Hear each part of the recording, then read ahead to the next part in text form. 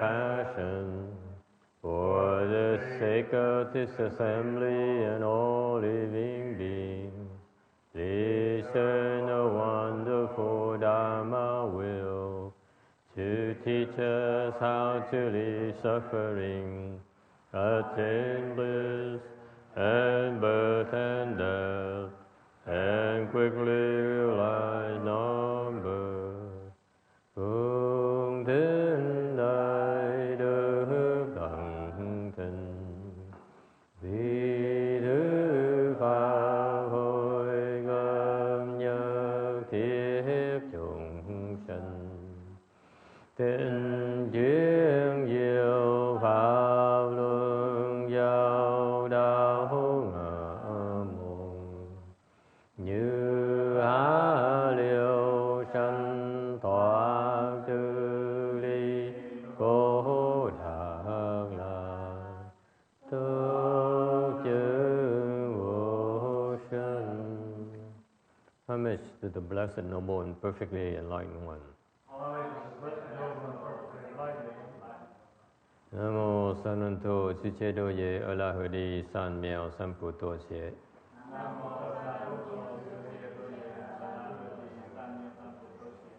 Nam mô Tatatha Toya Daya Alahade Tamil Tambo Đà Toa.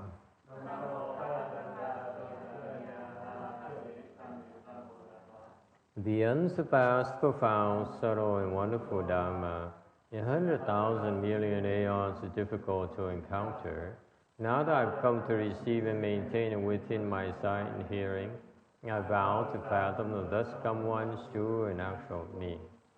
Wu shang sheng sheng wei miao fa bai jian wan jie nan zao yu wo jin jian wen de shou chi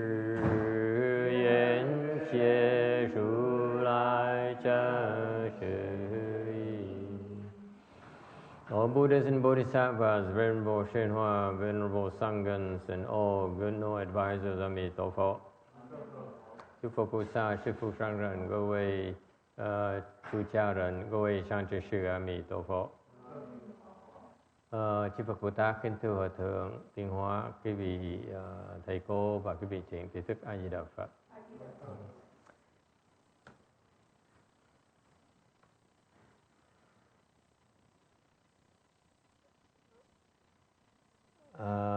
Good afternoon, everyone. Today is the 2nd of August, 2015.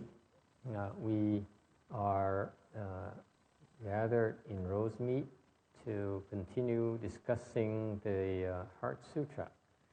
We are currently on slide number 136. All right, we're talking about the truth of suffering. Đang nói về cái khổ, cái khổ đế.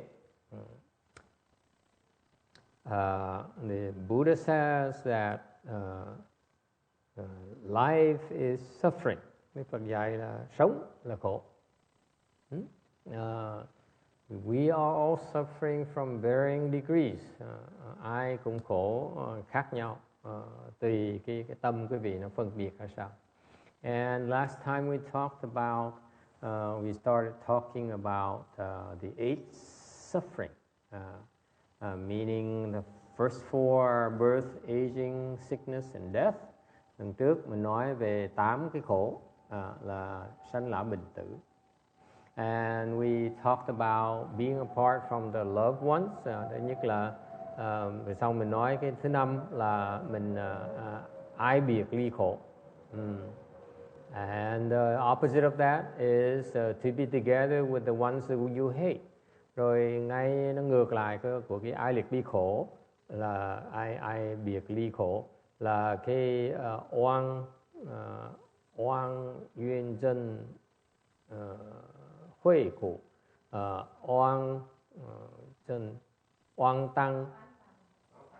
oan tăng hội khổ. Okay, that it is now you hate someone and yet you cannot be rid of that person. You have to teach this person every day.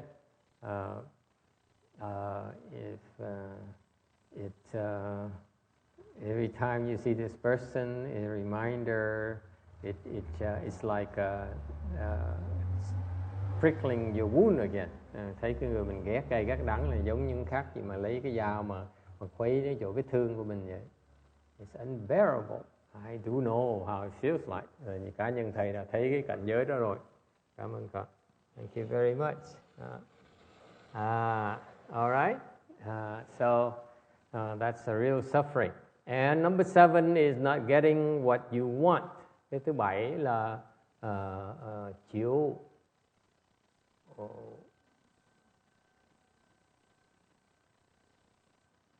bú cờ tớ, chịu vũ tớ khổ, là cầu mà không được. Okay. You want to have something so badly and you can't get it. There's no way to get it. As a form of suffering. Cái thứ 7 là mình cầu chịu vũ sủa, vũ sợ khổ. Chịu bú tở khổ. Chịu bú tở khổ, đúng rồi. Cầu bất đắc khổ, là cái khổ mình mong muốn, mình mong cầu mà không cách nào mà được hết. Thành cái khổ vậy, nó khổ sở dễ sợ. Okay. And finally, there is the five skandhas, the raging five skandhas. Cuối cùng là cái 5 cái ngũ uẩn khổ. I see most people would, some people would disagree and say, I don't have any the 7 suffering. Có những người ngạn người họ nói là họ không có bị khổ cái loại 7 trước, 7 là khổ trước. For example, they say, I'm so rich, I'm a billionaire, I'm a trillionaire. Okay, I don't have these 7 sufferings. Nói tôi giàu dễ sợ, không có gì khổ hết đó. If you have a problem, I use money to solve it. Okay, but the number 8 kind of suffering, the raging 5 skandhas, is nothing they can do about it. Okay. Những điều tiền không thể nào giải quyết được cái loại khổ thứ 8 này, là cái ngũ uẩn khổ. Meaning that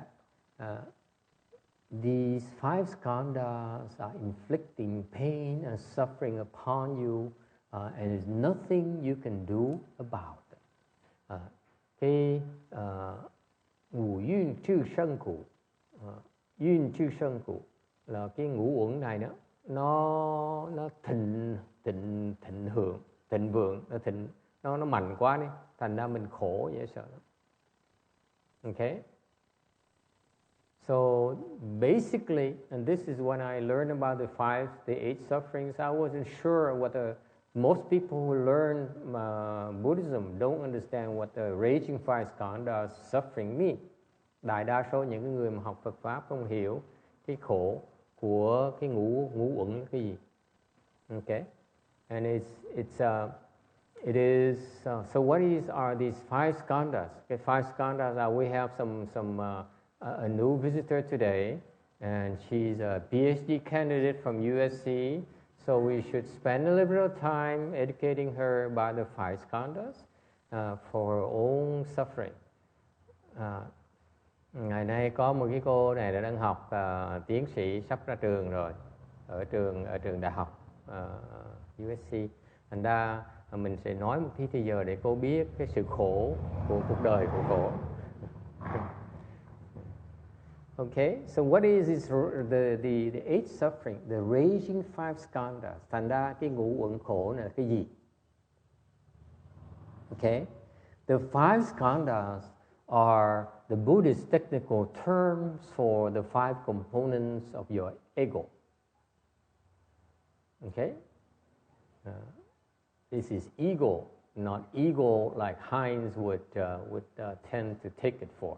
Okay, cái này là cái 5 cái ngũ uẩn này là cái 5 cái thành phần của bản ngã của quý vị. Your ego, your sense of self, actually can be broken down into 5 layers. Thầy nhắc quý vị nghe, cái bản ngã mình á, là nó được cấu tạo bằng 5 cái lớp, nó chồng chất lên nhau. These 5 layers are on top of each other. Is it clear? Okay. At the innermost is what? Ở trong hết á, cái lớp thấp nhất á, that's the deepest level of the layer is what? It's called consciousness. Cái lớp mà thấp nhất mà sâu kín nhất á, là cái thức của quý vị. Okay? So far so good. Your consciousness. Okay. Cái thức của quý vị. And then the second outer layer on top of it, around it, là cái thức, cái nhóm, cái nhì á, cái thành phần thứ nhì á, là cái hành. It's called activity, meaning it's a little bit coarser form of consciousness. That's the thing that, for example, enables us to run the autonomous system like the heartbeat, okay, and so on. Là cái thức, cái hành này là một cái giác thức mà nó thô hơn một tí, mà nó chủ động những cái cơ quan bộ phận của mình nó làm việc trong cơ thể mình không cần suy nghĩ. Because of this activity, our body is able to function without mental intervention. Is it clear? Cái hành này á, là những cái luồng điện mà nó điều khiển cái cơ thể chúng ta nó hoạt động mà không cần suy nghĩ. So far so good. You don't need to think for these bodily functions, bodily organs to function. So that's a function that's due to something called activity. Okay? These mental activities within your body. I say it's a heartbeat. You know, how often do you beat per minute, by the way? 90? Slow, yeah. We meditators, meditators have known to the heartbeat reduced to what? Around 60, 70, easily. Okay? For people, it's like 100, over 100, okay? If you're a good meditator, the heartbeat is around 80, 85, and you can even reduce it lower and lower. Okay? So you can regulate it. So these activities are shall we say, keep it simple, the activities, the conscious activities of your body. Okay? The subconscious activities, if you will. Okay, so first is consciousness and activity, and there's thinking. Và cái lớp thứ ba ở ngoài á, là cái tư tưởng. Your conscious thoughts. Okay, that's what you analyze. Quý vị đang suy nghĩ, đang tính toán, đang phân xét là cái called thinking. Okay, and the fourth outer layer is your feeling. Và cái lớp thứ tư ở ngoài á, là cái cảm thọ, cái cảm giác. You feeling good, you feeling bad, you feeling bored. Okay, neutral, if you will. Thành cái cảm giác là nó có ba loại, là cái loại sướng, hoặc là khó chịu, hoặc là nó vô nghĩ. Okay, it's neutral feeling. You're neutral about it. Okay, and finally the outside layer is nope, wrong. Cái lớp ở ngoài là gì? Ngoài hết là gì? The outermost component is your body. Okay, cái lớp ở ngoài hết á là cái thân của quý vị. The form. The technical term is form. Okay, so here's what happens to your ego. Thành ra cái bản ngã quý vị nó có 5 cái thành phần. Okay, first of all, it sees the body, it says, this body is mine. Nói một cách trắng trợn. Cái bạn ngã quý vị nói là cái thân là của tôi là cái thân này. I and this body is one and the same. So if you hit me, it makes me upset. Okay? Because you are attacking me. You are attacking my ego. Okay? Thành quý vị chẳng hạn như bị đánh một cái, đánh cái thân này, đụng cái thân này là quý vị đang bị xúc phạm, bạn ngã bị xúc phạm. You get upset, right? That's the first thing. That's the body. So the ego says, this body is me. Thành cái bản ngã quý vị qua cái thân quý vị là mình. Does it sound familiar? This is why we buy nice clothes. Okay, we go to the hairdresser. Thành cái mặc áo quần đẹp. You buy shoes and you put on makeup. Okay, to embellish his body. You embellish your ego. Thành mình mặc áo quần, mình ăn uống, mình thoa kem là tại vì mình muốn làm cái bản ngã mình nó đẹp. So far so good. Okay. Number 2, another component, a very important component of your ego is your feelings. Thứ nhì là sâu hơn, deeper than that, is feelings, meaning that you your ego is constantly seeking pleasant feelings and rejecting unpleasant feelings. Isn't that how you function? Quý vị để ý cho qua cái bản ngã mình á, là khi cái cảm giác á, quý vị thích cái cảm giác sung sướng, quý vị không thích cảm giác khó chịu, thành bỏ cuộc đời mình á. So our entire life revolves around seeking pleasant feelings and rejecting unpleasant feelings. That's a manifestation of the ego. Là cuộc đời của người đó, chúng ta đi kiếm cảm giác sướng và bỏ chạy, né những cảm giác khó chịu, đau đớn. Cái đó là cái bản ngã của mình đó. So far so good. Okay. Number 3. And the third component of your ego is your thoughts, meaning you like to think. Thành phần thứ ba ở trong sâu hơn là quý vị thích suy nghĩ. Okay. Didn't Pascal say that famous French philosopher says, I think therefore I am, something like that? Or is it someone else? Blaise Pascal? Descartes? Okay, excuse me. Descartes. Okay, that famous French philosopher, he says, I think, therefore I am. Meaning, it's a proof right there of this French philosopher is so egotistical. Is it clear? Funny. You find it funny. Quý vị thấy không? Là rõ ràng cái bản ngã đó, it's too noisy. It's gonna pick up on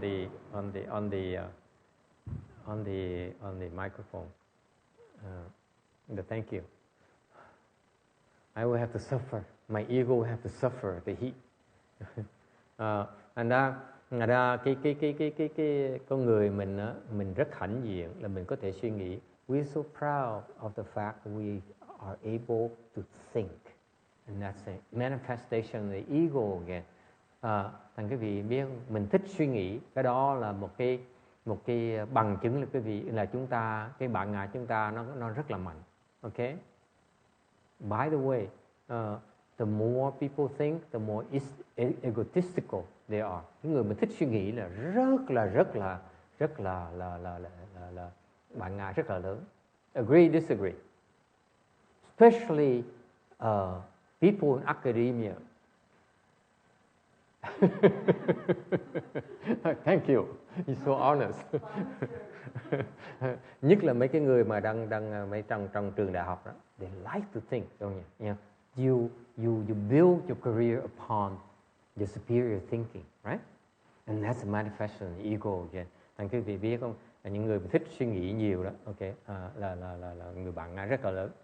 Number 4, this activity, okay, it's kind of hard to describe to you what activity is, but actually is going on.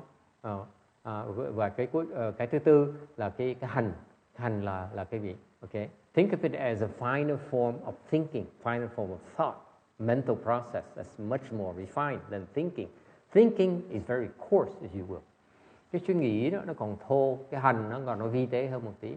And finally, the most subtle form, refined form is called consciousness. Và cuối cùng, cái mà vi tế nhất là cái thức.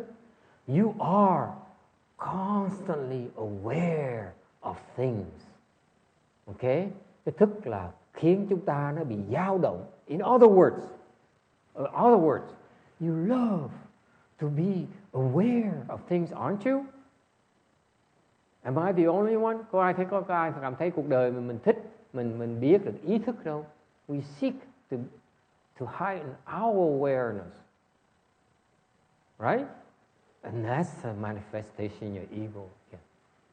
Quý vị biết cái thức đó là cái con người thích có cái ý thức càng ngày càng cao, cái đó là chứng minh là cái bản ngã rất là lớn. Any questions about that? So what happens is this ego here have 5 different layers, okay, that manifest itself differently at different times. That's why it's so difficult. This is why the psychologists have such a hard time deciphering what the ego is about. Vì cái 5 cái ngũ uẩn này đó, nó chồng chất lên nhau, nó bộc lộ khác nhau tùy lúc, tùy cái nhân duyên. Thành ra những cái người khoa học gia, tâm lý học không thể nào hiểu nó được. Tại nó khó quá. You have 5 different players. They hide behind each other. Có 5 cái nhân vật khác nhau mà nó núp ở sau nhau, nó lúc nó lộ, lúc nó ẩn. So sometimes they manifest, sometimes they hide, sometimes they manifest, sometimes they hide. So it's so difficult. Okay, tại nó khó mà thấy dễ sợ lắm. That's why the psychologists, unless they have the wisdom of the Buddha, they will never be able to decipher how the ego functions. Thành ra trừ phi Đức Phật thôi. Even Bodhisattvas cannot understand it fully. Quý vị biết không? Ngay Bồ Tát nữa không có hiểu được thân ngã nó luôn. Dễ sợ không? Không thấy nó luôn nữa. You cannot see it. Yes? Questions? Questions? Yes?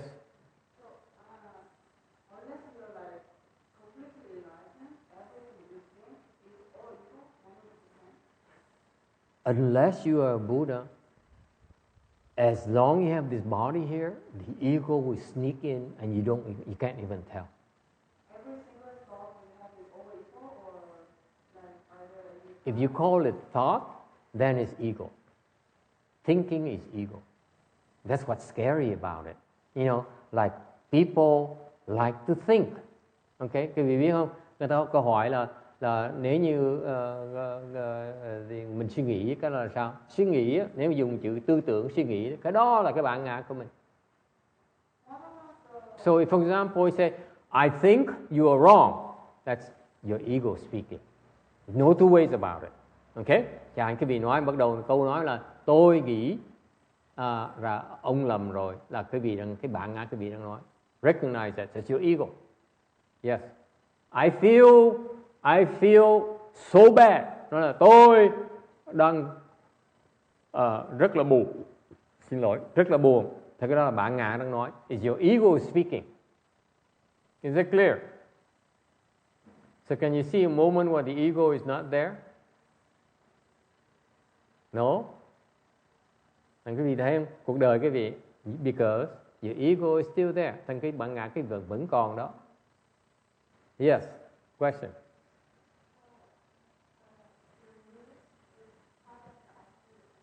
I'm sorry?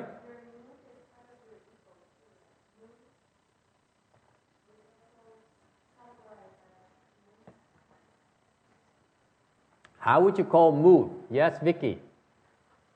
You know, we're talking about the 5 skandhas.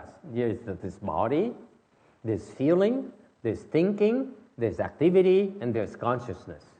Okay? Now, what does mood belong to? Bây giờ người ta hỏi, trong cái ngũ uẩn đó là cái sắc này, là cái thân của mình này, cái thọ là cái cảm giác của mình này, cái tưởng là cái óc của mình này, cái hành là cái vi tế hơn một tí, và cái thức là cái vi tế hơn nữa. Thì cái what's mood in Vietnamese, by the way?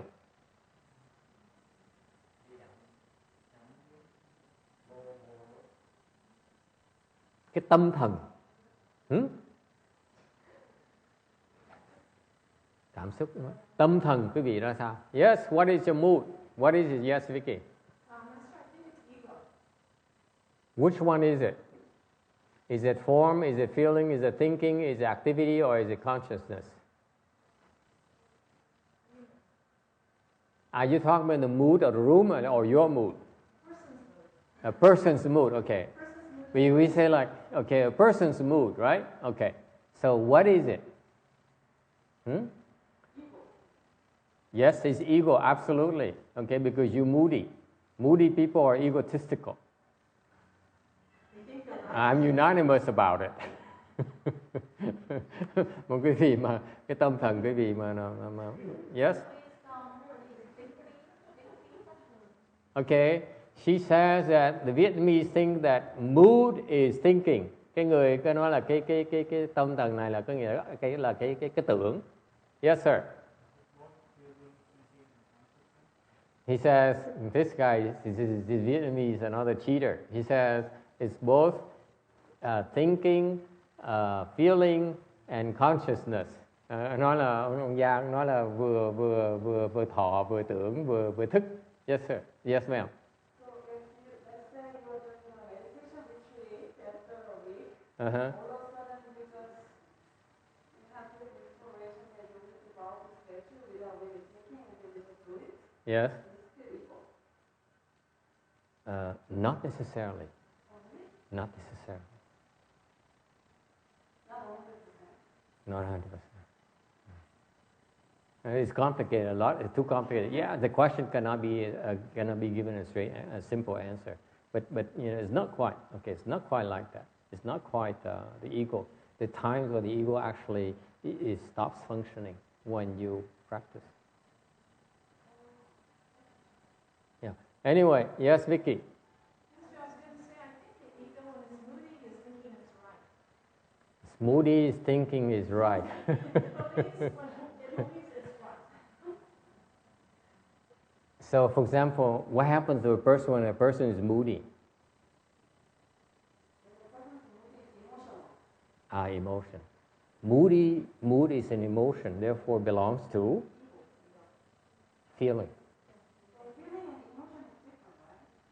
No? Emotion, feeling, are they different or the same? Cái tình cảm với là cái cảm giác nó khác nhau chỗ nào? It's the same, isn't it? You can feel pain in the leg, right? We have no emotions? No, you can have a different emotion with the same feeling. That's true. Okay. Okay, you're right. I could have emotions but have no feelings. Is that possible? Mm-hmm. Okay, guys, well, we're not going to go to bad science because then I'll be in even deeper trouble. So the mood, a major part of the mood is feelings, isn't it? We don't need to be precise. We're Buddhists. We don't need to be precise, okay? Let's face it, we're not precise.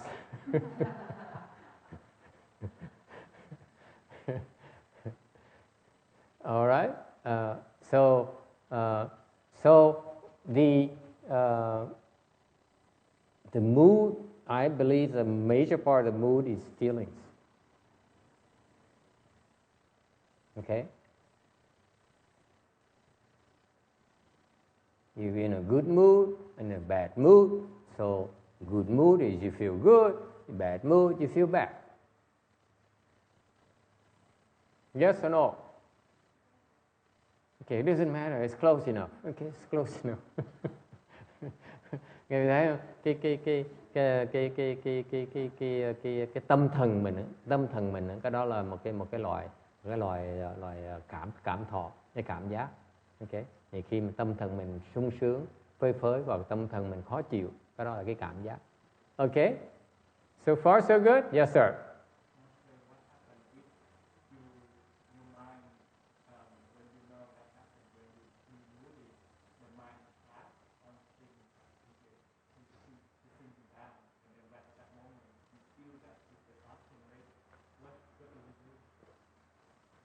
So the question is, suppose you feel moody, you're in a bad mood, and you're in a bad mood, you tend to look at everything in a negative fashion, right?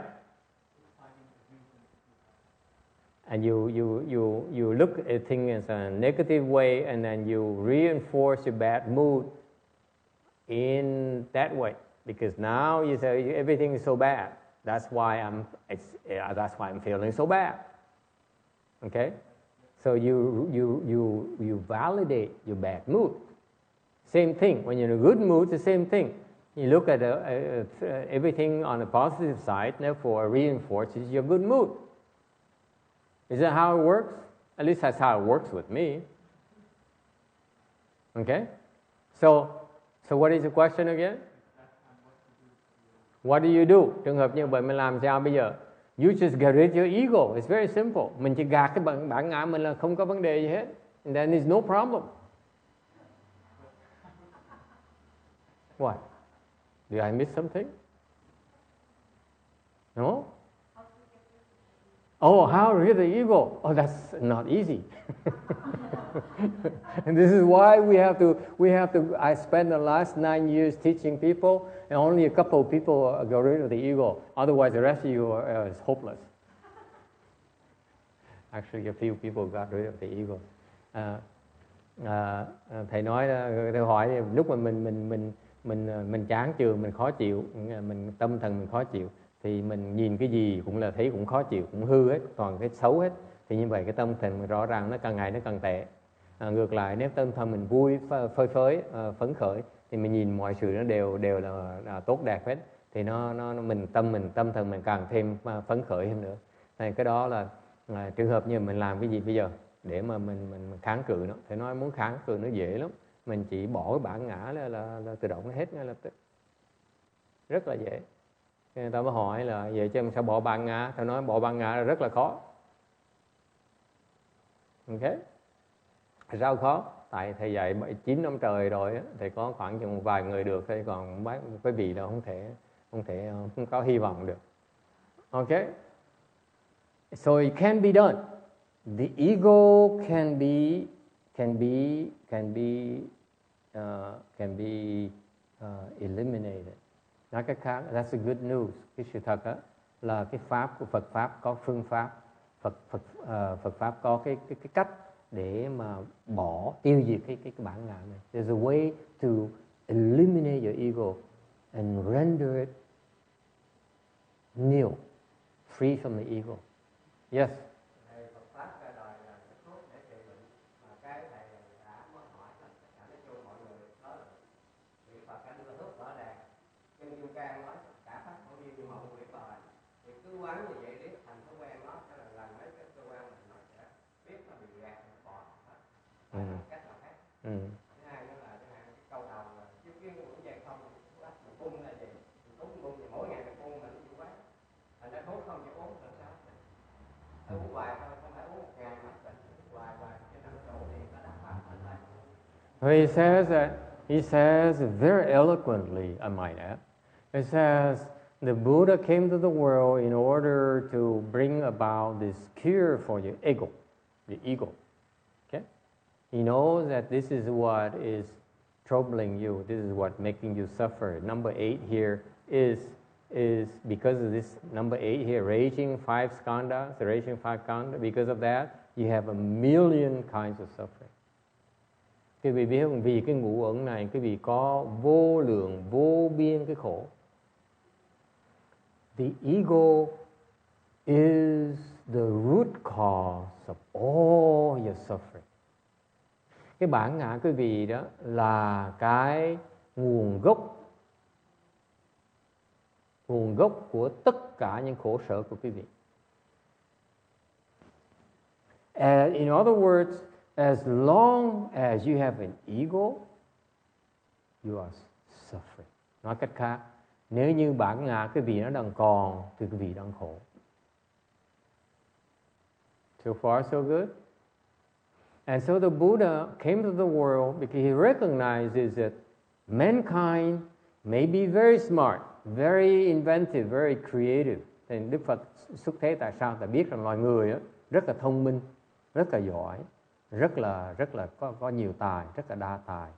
But they do not know how to combat the ego. Như điều chúng ta không biết cách nào mà diệt cái bản ngã được. We don't know how to do it.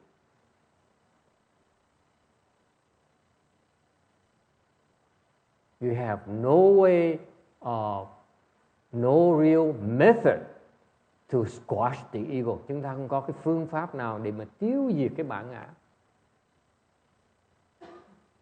Okay, and that's why the Buddha appeared in the world and he taught us many ways to eliminate the ego. Bởi Đức Phật phải xuất hiện, phải xuất thế để mà dạy chúng ta rất nhiều cái phương pháp khác nhau để mà tiêu diệt cái bản ngã. Yes? So if you read the books, you consult the Buddhist scriptures. Thành ra nếu quý vị nghiên cứu những cái sách kinh điển Phật pháp thì có rất nhiều phương pháp để mà tiêu diệt bản ngã. There's so many ways to eliminate the ego. Tons of ways to kill the ego. Rất nhiều cách để mà tiêu diệt bản ngã. But, nhưng, guess what? You can't do it. Khó làm lắm. Tại sao vậy? Why is that? Tại sao nó khó làm? So hard. Yes, I just said that. It's very hard. Yes. Tại sao khó làm? Yes. Master, is it because it's part of our existence? Part of our existence, đó là cái cuộc sống chúng ta. I don't have $100 bill here. Assume that I have $100 bill here. If someone gives you the right answer, I'll give you $100 bill. As a motivation. Yes? Uh-huh. Why is it so hard to do it? Yes, why is it so hard to do it? Tại sao nó khó như vậy? You don't know how. Now Kim Ding is interested. You're supposed to be transcribing, my dear. You're not supposed to participate in these prizes. You're so busy. Cô này đáng lý là phải sao chép mà đâu có thời giờ để mà tham dự những cái cuộc đấu tiền này. Yes. So what is your answer? Excellent.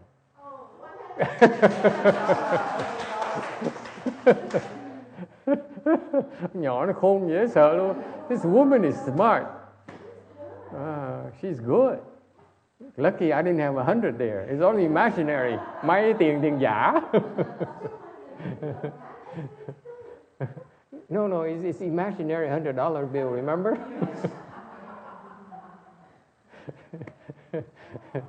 It's so difficult because you stop yourself.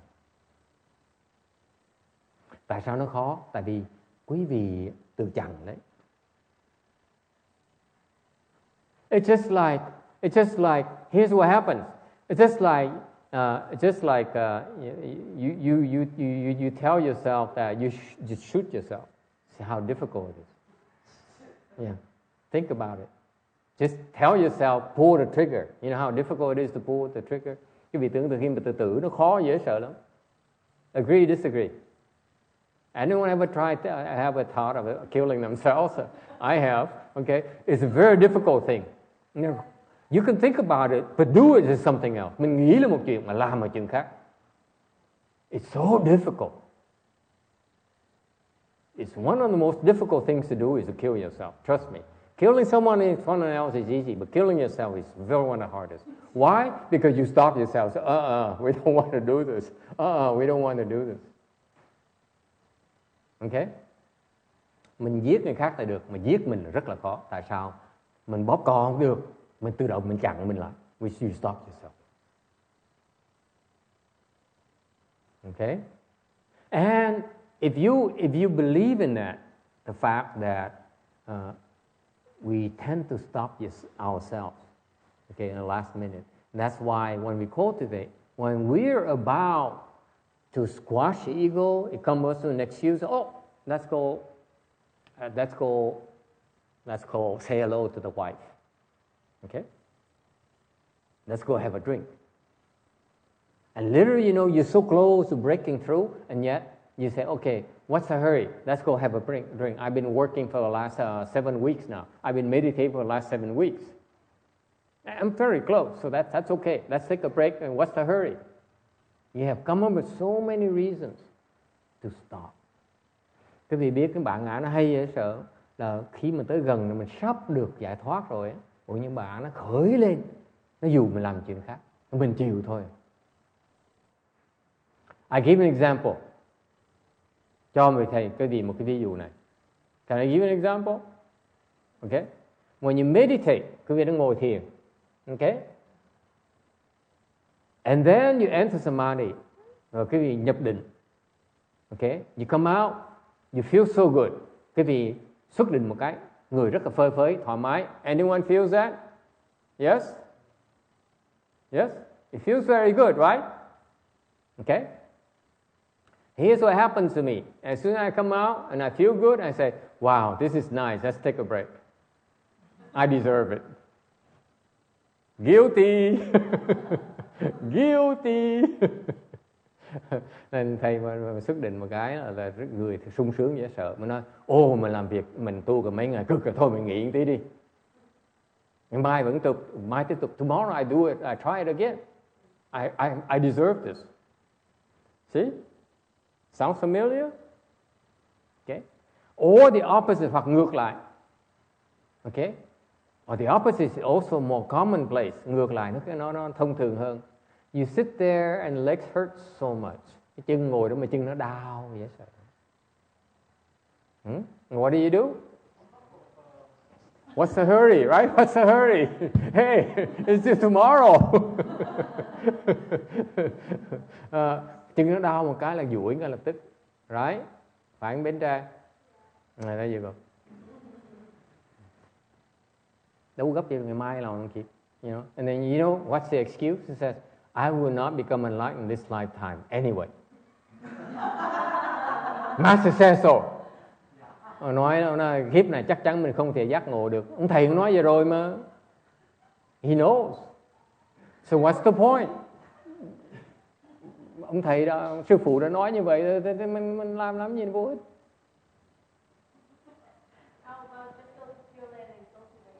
Yeah, or Jin Xiang says, I go to Pure Land anyway, so hoặc là cái cô ta Hương cô nói là khổ chi cho mệt để tôi qua Tây Phương Cực Lạc. Because when I go to Pure Land, there's no more suffering, so why suffer right now? Cô này khôn dễ sợ đó. Nói là tôi qua Tây Phương Cực Lạc là không bao giờ khổ hết, tại sao không khổ làm cái gì?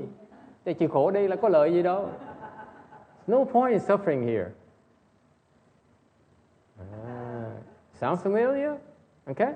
So that's why it is so difficult to break through the ego. Thành bởi cái bản ngã nó rất khó. Because you need to use it to break it. You need to use it to kill it. Quý vị biết cái tu nó khó chỗ đó, mình phải dùng cái bản ngã để diệt cái bản ngã. Think about the conflict of interest. You use the ego to kill itself. Mình phải dùng cái bản ngã để diệt nó. Nó rõ ràng có cái mâu thuẫn ở trong. How are you going to solve it? Làm sao mà giải quyết bây giờ? You have to have a blessing. What for? If you have the blessing, you drive a nice car. Cô nói là phải cần có phước. Thầy nói quý vị có phước là lái xe đẹp. You live in a nice house, ở nhà sang. That's what the blessings is, right? How does it help? It says cultivate for someone who, in theory, she says, in theory, editorial comment, in theory we should cultivate. Theo lý thuyết, theo lý là mình phải tu. That sounds like an ego speaking again. Cái vẻ này bản ngã đang thuyết phục thầy. I'm cultivating, she says. I'm cultivating. What's the hurry? Tôi đang tu mà. Gì mà gấp dữ vậy?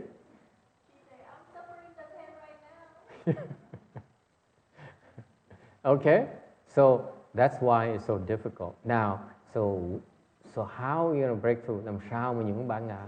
Mình rõ ràng mình nói đó, mình rõ ràng mình muốn, sao mình tự chặn lấy. You want to and you stop yourself. Mình muốn, mình tự chặn lấy. Mình muốn nghe lời người ta, tự chặn lấy. Muốn, tự chặn lấy. Đủ cách đó. There's so many ways for you to stop yourself.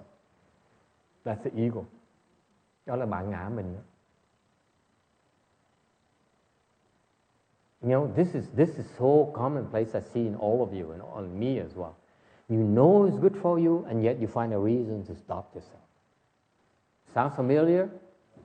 That's how you think all the time, right? Quý vị suy nghĩ lại chứ qua những cuộc đời là cái gì đó. Rõ ràng mình biết mình có lợi cho mình đó. Bỗng nhiên mình chắc chắn mình tin nó có lợi cho mình. Mình bỗng nhiên mình tìm một cái lý do để mình chẳng làm, mình không chịu làm. That's the nature of the ego. You know it's good for you and yet you convince yourself not to do it.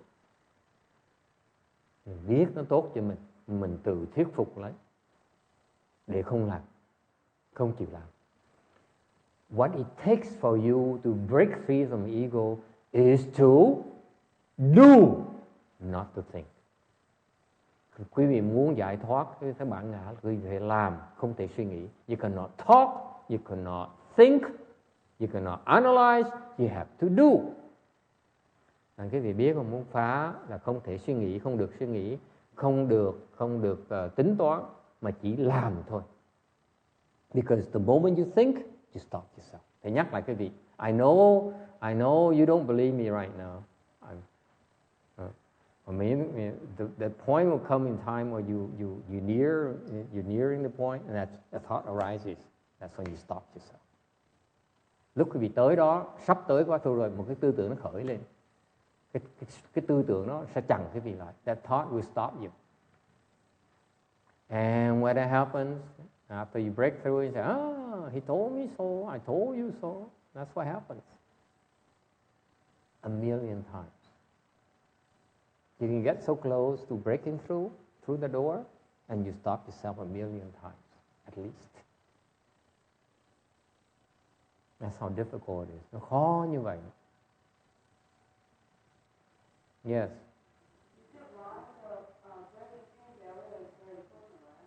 What? So that's why the breaking pain barrier is important in meditation, right? Because there's the second barrier is very hard. Yes. And I see that people like the people government, it's always the critical 2 seconds. Yes. And that's when your ego is like in action. Yeah, excellent point. Cô nói có phải vì vậy đó mà cái ngồi chịu đau là rất quan trọng mới phá được cái bản ngã.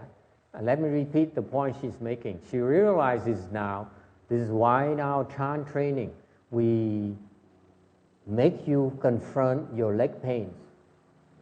Try help convince you to break through the pain barrier. It's so critical because it's your ego who stops yourself. Okay? Tại vì lúc quý vị ngồi mà chân đau như vậy, your mind, your ego comes up with so many reasons for you to unbuckle. Quý vị ngồi đó, lúc mà quý vị chân nó đau lên đó, thì cái tâm quý vị nó khởi lên biết bao nhiêu cái loại tư tưởng khác nhau để quý vị duỗi chân ra.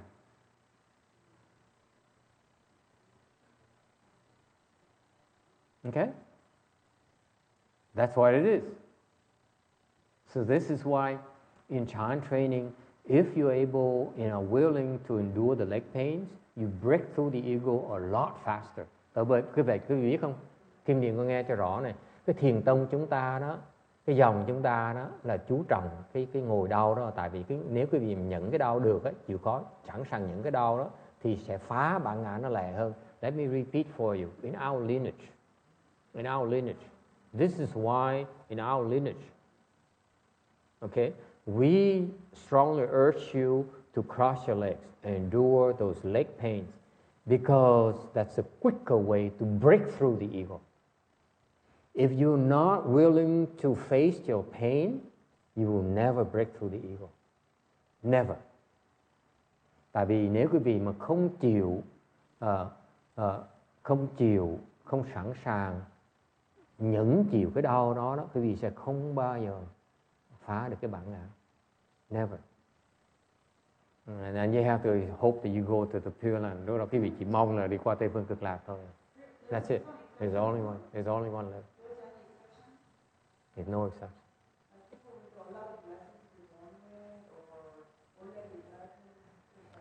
That fear of pain will arise and will stop them, regardless. You may have a lot of blessings, but that fear of pain will stop you. Quý vị có thể có rất nhiều phước báo, ok? Tích tụ biết bao nhiêu kiếp rồi, nhưng để quý vị thiếu một cái loại phước báo thôi, là cái phước báo mà không sợ cái đau, thì quý vị không bao giờ phá được cái bản ngã. Cái thiền tông của nó chính xác như vậy đó. This is how accurate our Chan training is. You may have all kinds of blessings. You're like,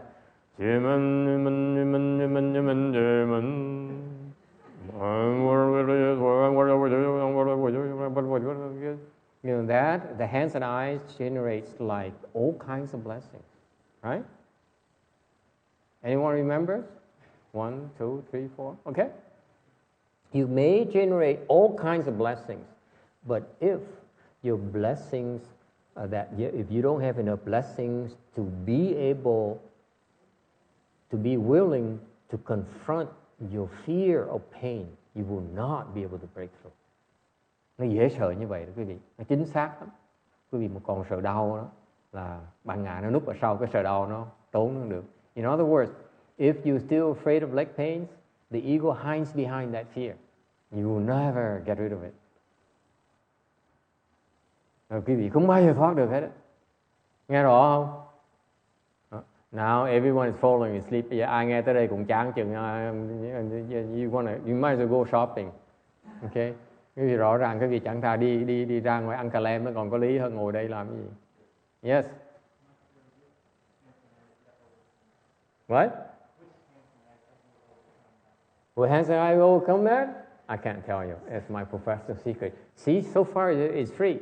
But when you go to that hands and eyes, okay? Dream on, my boy. You don't have any money. I'm not talking you. 没有钱.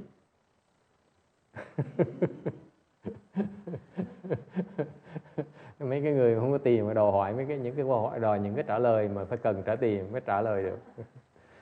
Okay? So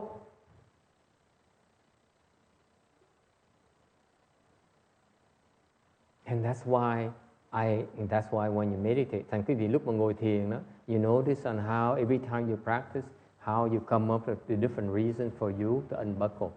Okay? And it's never ending. Cái thiền là quý vị mình đủ biết bao nhiêu lý do là để mình duỗi cái chân ra.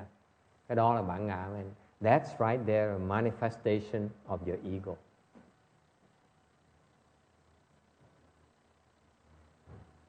Okay? And it says, so very typically it says, if I sit for 1 second longer, my head will explode. Có nhiều người nghĩ là mình ngồi đó, nếu mà tôi ngồi thêm 1 giây nữa thôi là cái đầu tôi sẽ nổ như là cái quả bom vậy luôn. I knew it. I knew just I was so close. It's 1 more second, it will explode. Mỗi lần mình thấy rõ ràng đó, chỉ cần thêm 1 giây nữa mà trễ thêm 1 giây là chết rồi, nó nổ cái tung hết rồi.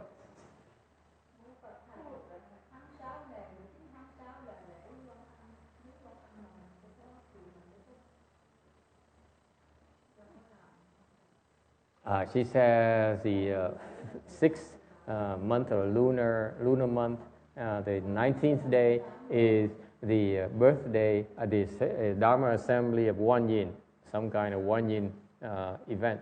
How come we're not doing anything?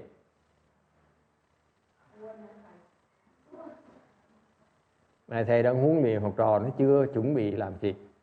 Mai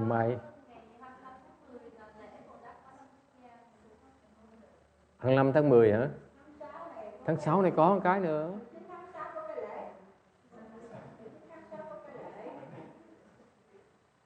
She's complaining. She says, this is one yin event, very important. How could you? Since you guys have been talking, editorial comment, you guys have been talking hands and eyes. No wonder you don't understand hands and eyes. Yeah. Hello.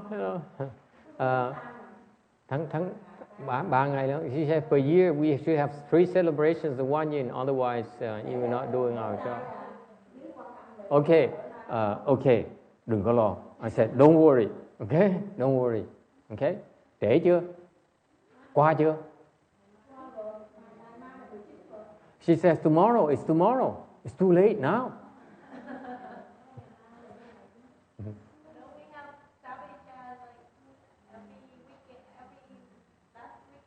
Làm sao bây giờ? Tomorrow I have to, dạ con, I need to bring my car to the dealer. Ngày mai thầy phải đem xe đi sửa.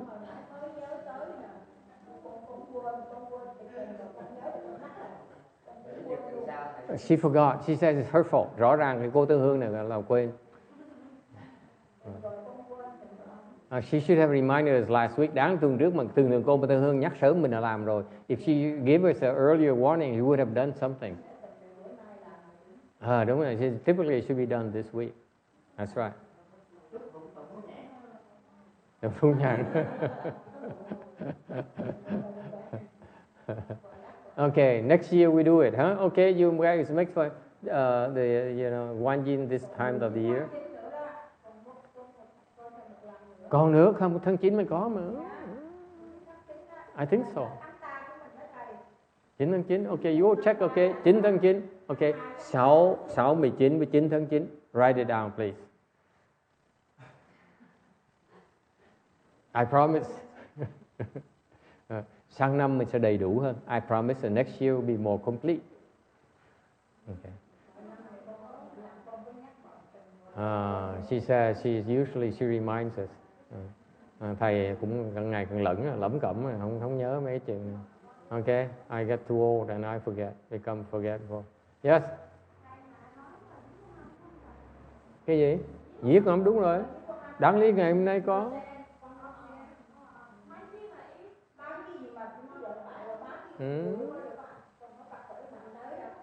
She says it should be today, and because no one showed up today, that's why we didn't do Dharma assembly.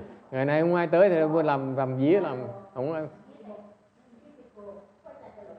Maybe they didn't show up because they're disappointed we didn't do a Dharma assembly. Nhiều khi bữa nay không ai tới, tại họ thất vọng mình làm cái pháp hội, thành họ rất thất vọng, họ không thèm tới.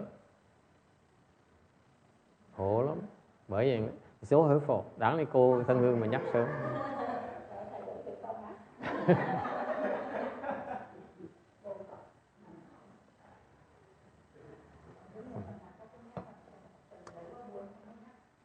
Ê, bà cụ này, it's hurtful too. Mà cụ đáng lý ngày hôm qua đã phải nhắc rồi. She should have reminded her ngày hôm qua.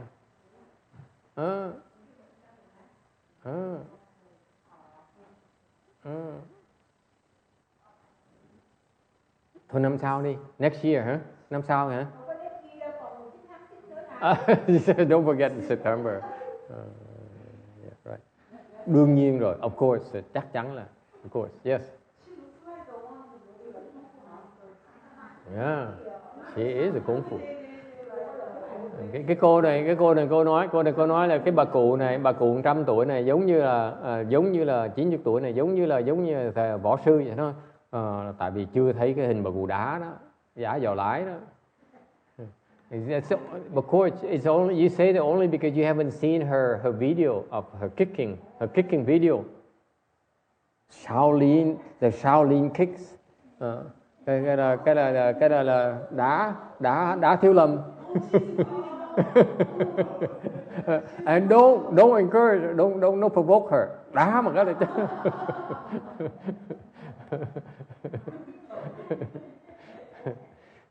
thành tháng 9 mình tổ chức nhắc cô Thân Hương. Okay, make sure we do the one yin. Thì đúng rồi. Năm này có rồi, lịch rồi đó. Thì năm sau mình phải có tháng này, tháng. Dạ. Thêm một ngày sau 2 ngày.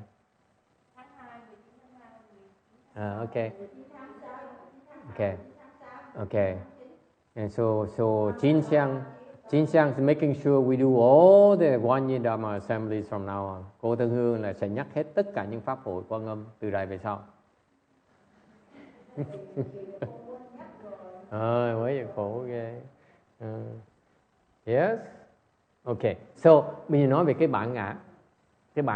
Cái Phật pháp, bây giờ có những cái pháp Đức Phật dạy, nó có những cái pháp để mà diệt cái bản ngã. Again, the Buddha taught so many different ways for us to break through the ego and squash it, to eliminate it. Okay? But it's very difficult. Nó rất là khó. Tại sao Tại vì cái phương pháp đó đều phải dùng bản ngã để mình diệt bản ngã. Because all these methods need to use your ego to kill the ego. That's the only way. Cách duy nhất là dùng bản ngã để mà diệt bản ngã. Cách duy nhất. It's the only way. So far so good? That's the only way to do it. There's no other way. The non-Buddhist says it's not possible. You've got to be crazy. Okay? But the Buddhist says it's the only way. Okay? Cách duy nhất Phật pháp mình đó là phải dùng bản ngã để diệt bản ngã. Sao?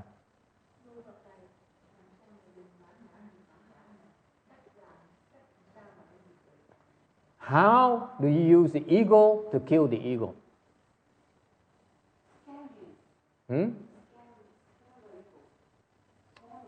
Scam the ego. Lừa ego. That's one way. That's correct. Phải gạt nó.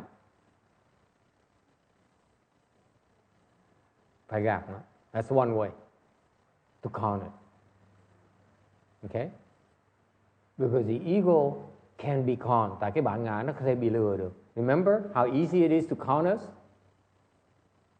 The ego can be conned. That's very smart. Cái này rất là thông minh. It's very sharp answer by the way. Còn bản ngã còn có thể bị lừa. Đúng không? Nghe quen thuộc không? Cái bản ngã mình còn cái ngã là mình vẫn còn bị lừa như thường. As long as you have an ego, you can be fooled. So far so good. Nghe rõ ràng không? Mình còn bản ngã là mình có thể bị lừa như thường. Không cách nào mà không bị lừa được hết đó. Yes.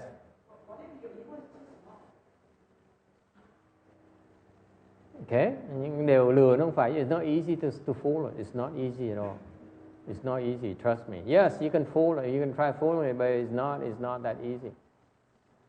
Why? Because as soon as you realize you're trying to fool it, it ain't gonna believe you. Tại vì khi mà nó biết cái gì đó, nó đang cố ý mà đang gạt nó không nghe lời đâu. Bạn ngang cái việc nghe lời đâu. Yeah. As soon as you see, I know that because most of you look at the way you look at me, I can tell. Yeah, are you trying to pull my leg? Thầy, tại sao tôi biết cái chuyện này? Tại vì quý vị thường thầy nhìn cái ánh mắt quý vị nhìn thầy thầy đang tính gạt tôi phải không? Thầy thúc lui rồi. When you like that, you see how? No, I'm your friend. I really don't want anything from you. Thầy thề với quý vị, thầy không có gạt quý vị đâu. Yes? Am I tricking you? Of course I am. Yes. I think sometimes you can get your ego's agreement to do something if the ego says, okay, that would be good for you. You know, like... That's fooling it. Well... That's fooling it. The ego is accepting to do it because, like, reciting mantras. Yeah. You can convince yourself, okay, I know this is good for me. Yeah. So I'm going to do it. But I'm really scared to do it, but I'm going to do it because I know it will help. But you know, it's not so much you cannot convince. Cái vấn đề là cô nói là mình có thể thuyết phục nó được. Thầy nói, I agree. In principle, it's okay to convince your ego to do it. But here's the problem. You don't understand the process. Cái gì không hiểu cái này. Let me describe the process for you. Okay? Cái này là you cannot find this in any book. Quý vị không thể tìm cái sách nào nó biên như vậy hết á. Would you like to know? Huh? Really?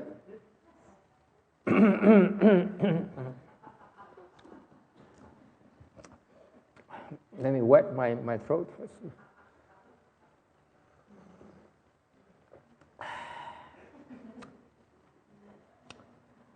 Okay. And what's the question again? Here's what the process is. Okay? Cái khổ như vậy quý vị không hiểu được. Thầy nói quý vị, you may say, Master, I believe you, you know. And I say, okay, then recite the great compassion mantra, recite the Buddha's name. Nói là con tin tưởng thầy. Nó vậy con niệm Phật. Được con niệm Phật. Yes, Master, I will recite the Buddha's name. Recite the great compassion mantra. Yes, Master, I will recite the great compassion mantra. 108 times a day. Yes, Master, 108 times a day. And then I fall to hands. Yes, Master, I fall to hands. Thầy nghe nói con hoàn toàn tin tưởng thầy. Con niệm Phật. Con tụng chú Đại Bi 108 bi một ngày. Con tụng Thủ Nhãn. Memorize the 42 hands and I. Thuộc lòng Thủ Nhãn. Yes, Master, memorize. Okay? Every day. Yes, Master, every day. Okay? And we have such a beautiful relationship. Okay? Và mình có một sự tin tưởng nó hoàn toàn, nó tuyệt vời. Okay? And then tomorrow, when you're about to break through, rồi ngày mai á, okay? We've been doing this for a long time now, many lifetimes. That's what it takes, quý vị biết không? Mình đã làm như biết bao nhiêu kiếp rồi. Many lifetimes you say, Master, I believe you. I have total faith in you. Biết bao nhiêu cái vị là tới gặp thầy, nó quỳ xuống lại, nó thầy, con là tôn thầy như là thờ Phật vậy đó. Con tin tưởng thầy, okay? And then I know that tomorrow, I'm about to bring you and kill your ego. Cross that door right there. Ngày mai đó, Chỉ còn đợi ngày mai thôi á, là quý vị là sẽ qua cái ngưỡng cửa, sẽ giết được cái bản ngã. And you know what happens tomorrow? Tomorrow you come to me and say, Master, I finally knew you've been pulling my leg all this time. Shame on you. Rồi ngày mai á, cái vị tới nói với thầy, nó thầy ơi thầy, ngày hôm qua con nói chuyện với bạn con, I just talked to your long time disciple. He's been with you 1 million lifetimes already. He told me. And he says, Master, it's all lies.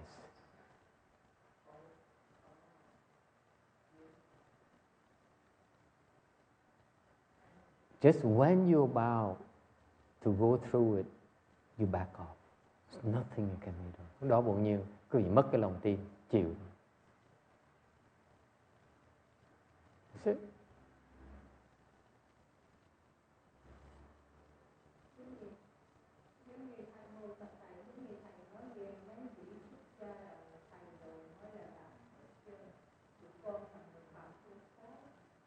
Người tại gia làm được, người làm được. But the lay people can do it too. It's not just for left home people. Lay people can do it. It's the same process. Cái người xuất gia, người tại gia chả khác gì hết. You are a lay person. You have a lay person ego. You are a left home person. You have a left home person ego. Okay? Cái vì người tại gia thì cái bản ngã của người tại gia, người xuất gia có bản người xuất gia cũng là bản ngã. It's all ego. It's no different. Thì không có khác nhau gì hết. If you ask me, it's no difference at all, whatsoever. Okay? Hoàn toàn có khác gì hết đó. Lay people, some of you are a female ego. Mấy cái vị người tại gia có người là bản ngã người phụ nữ. And some of you are men. Okay, người là bản ngã đàn ông. Some are Asian, some are different. Okay. Mỗi người nó có bản ngã nó khác, nó có cái đặc tính nó khác nhau, nhưng đều nó cũng là bản ngã thôi. It's all ego. It's all boiled down to the five skandhas. Tất cả cái bản ngã đó nó đều gom lại bởi cái ngũ uẩn là cái thân này, cái thọ giác này, okay, cái tư tưởng của mình, cái hành và cái thức và cái giác thức của mình. All your ego is always reduced to those five major components. It's no different. All of you are the same. Tất cả mọi người đều giống nhau hết, ultimately. So you need to break through all these different things before you can make it. Okay? Mà quý vị không biết á, what you don't realize is the difficulty is not so much it's linear. Không phải là nó đi từng bước đâu, không có đâu. Okay? It's not linear.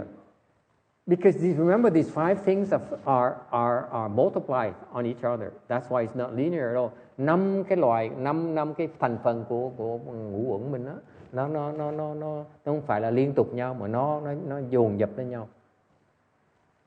Thành cái số nhân chứ không phải số cộng. Okay? It's very complex. Thành nó khó lắm. It's very difficult. You may say everything, but what matters is that moment when you're about to cross. That's when you back out. Cái lý do quý vị thất bại mà diệt bản ngã không được, tại lúc mà quý vị sắp diệt nó rồi, cái bỗng nhiên thụt lùi. You refuse to do it. Cái bản ngã nó từ thuyết phục mình phải rút lui. Your ego convince yourself that you should back up. Cái bản ngã mình lúc đó bỗng nhiên nó tìm một cái lý do rất là hay để nó thụt lùi. That's what happens. I've seen it too often. Thầy thấy quá nhiều rồi. The last 9 years, this is what I see in all of you. Yes. So, Master, what pushes us finally to go through the door? Thì làm sao mà đi qua được, làm sao mà diệt nó bây giờ? What? Blessing. Yes. Phước. What? What? What to do? Okay. What it takes is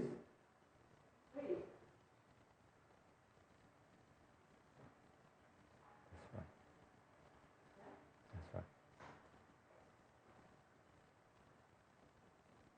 cái lòng tin. Faith.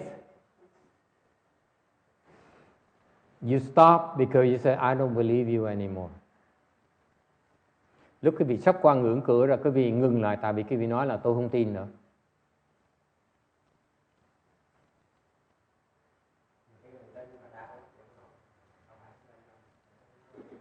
He said, I believe you, Master, but sometimes it hurts too much.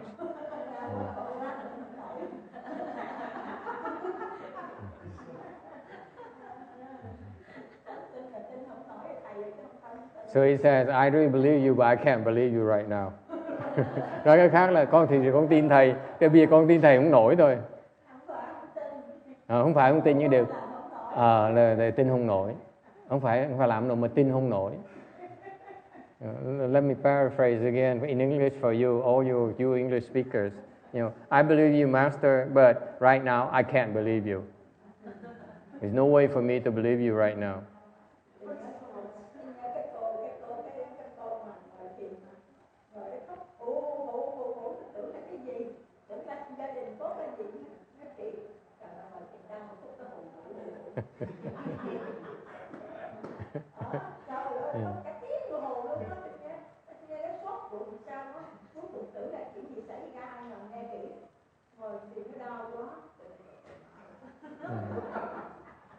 Here's what happened.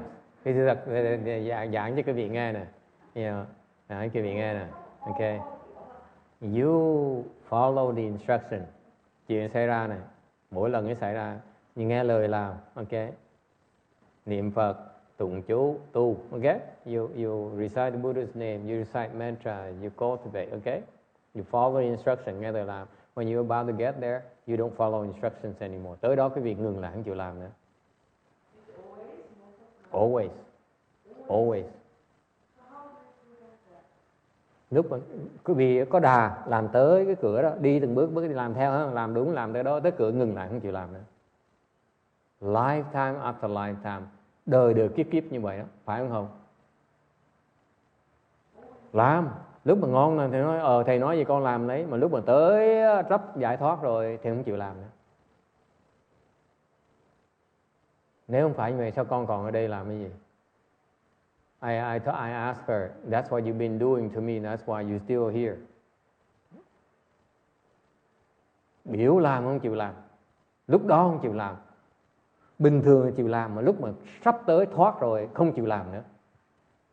Chịu thôi. It's nothing we can do. Not even Buddha can do anything for you. Lúc đó Đức Phật cũng cứu quý vị không được. Quý vị không chịu làm là chịu thôi. You're not willing to do it. Even Buddhas can't help you. Nó dễ sợ như vậy, bản ngã nó mạnh như vậy. This is why it's so difficult to break through the ego. Nó khó như vậy đó. Yes? Is that clear?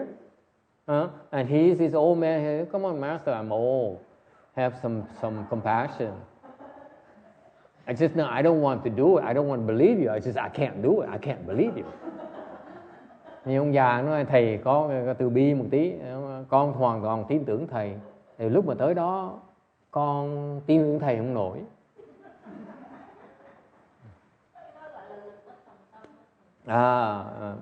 Lực bất tòng tâm, meaning that the mind is willing, but the strength, but the muscle is not.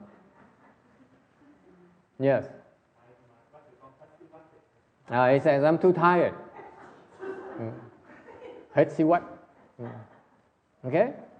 So far, so good?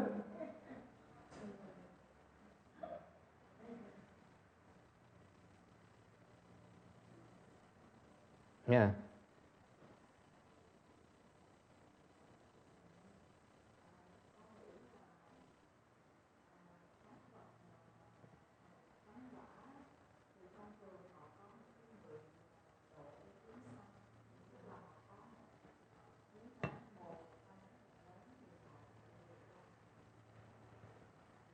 Bực cũng không nổi nữa. Dễ sợ lắm. Nó khó, không thể tưởng được. It's so difficult. Cái bản ngã cái vì đó.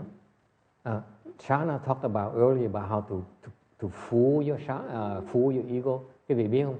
Có cô Đại Hàn cô nói hồi nãy, cô nói là mình có thể gạt bản ngã mình được, có thể làm được. Okay? Gạt thôi á. Nhưng điều á, cái gạt không phải là thường sách. So to con your ego, to fool your ego is not the best way. Okay? Làm sao bây giờ? You know how to do it? Would you like to know how to do it? Thì muốn biết không? Muốn biết không? Are you sure you want to know? Thiệt sự muốn biết là không?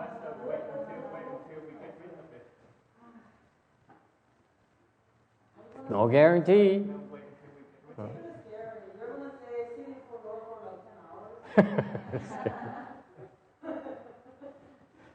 You stole my thunder. Not 10 hours, 10 days. Oh my God.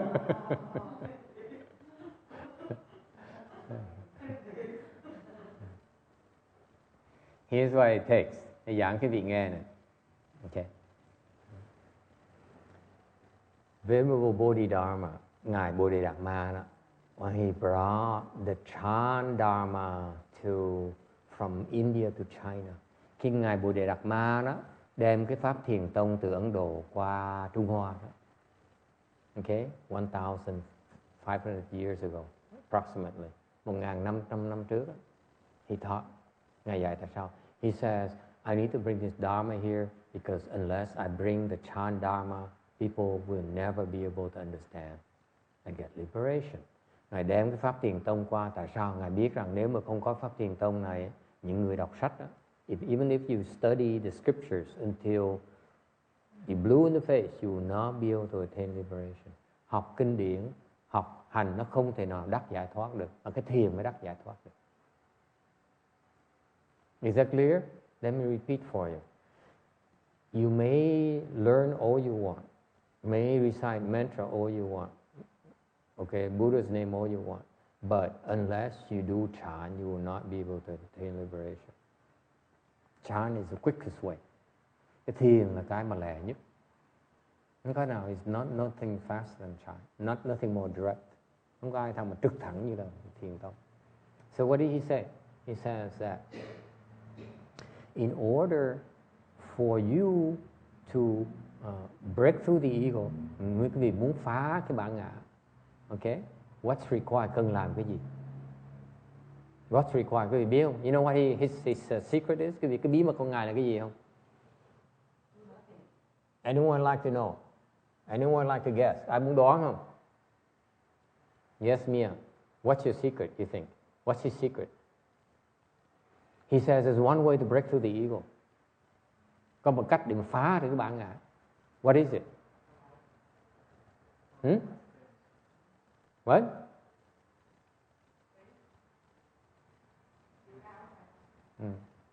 Exactly. Phải nghe lời thầy. Phải nghe lời thầy.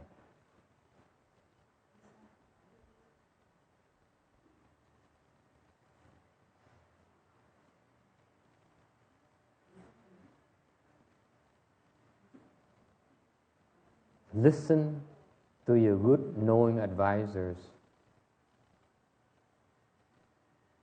instruction. Phải nghe lời thầy. Vietnamese phải nghe lời thầy. Got it, huh? The Chinese are trying to learn to pick up the Vietnamese. Mấy tụi tao, phải học tiếng Việt nhưng thôi, mình có tiếng Việt hoài không hiểu. Phải nghe lời thầy. Phải nghe lời thầy. Got it? Okay, there you go. You must listen to your teacher's instruction. You must obey the teacher's instruction. Phải nghe lời thầy. Why? Tại sao như vậy? Tại sao? Yes. Because when you remember, when you're at the threshold and you're about to cross, it says no.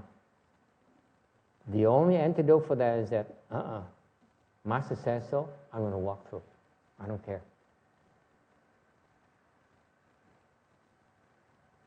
Because if you listen to yourself, okay, you will never make it. At that point in time, you say, okay, Master, what did Master say? Walk through? I walk through. You don't think. Không được suy nghĩ. Hiểu không? Because when you think, you stop yourself. Lúc đó mà quý vị suy nghĩ một cái là quý vị tự chặn lại. Lúc đó chỉ cần biết ông thầy nói gì, ông thầy đi ngang, nói đi ngang hả? Đi ngang thôi, không cần biết là cái gì hết, chỉ đi thôi. Hút đầu vô. Just like Marines. Move the mountain. Yes sir. Nhưng mà lính vậy đó. Bắn ra đi, là bắn thôi, không có suy nghĩ hết. You don't think. Không được suy nghĩ. You sit there and say, I'm not sure. I'm not sure about him. I'm not sure about, you think, you come up with so many reasons to stop. Cái việc suy nghĩ là tự động sẽ đủ biết bao nhiêu lý do để mà chặn mình. And that's why you train yourself right now. Thành quý vị phải tập bây giờ đó. When you sit there and the legs are in pain, what did Master say? Don't unbuckle.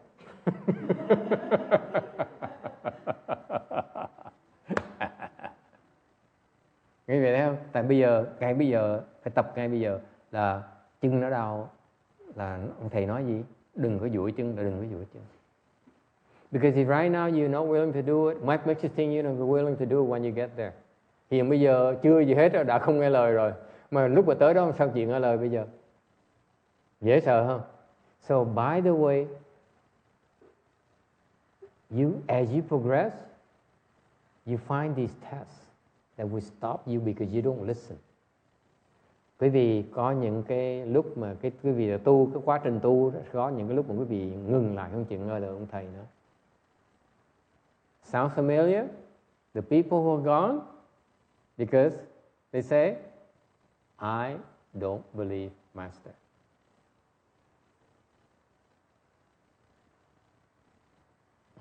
Your friend, I don't believe him. Oh, I wanted 4 two hands and eyes right now. Once I got it, sayonara.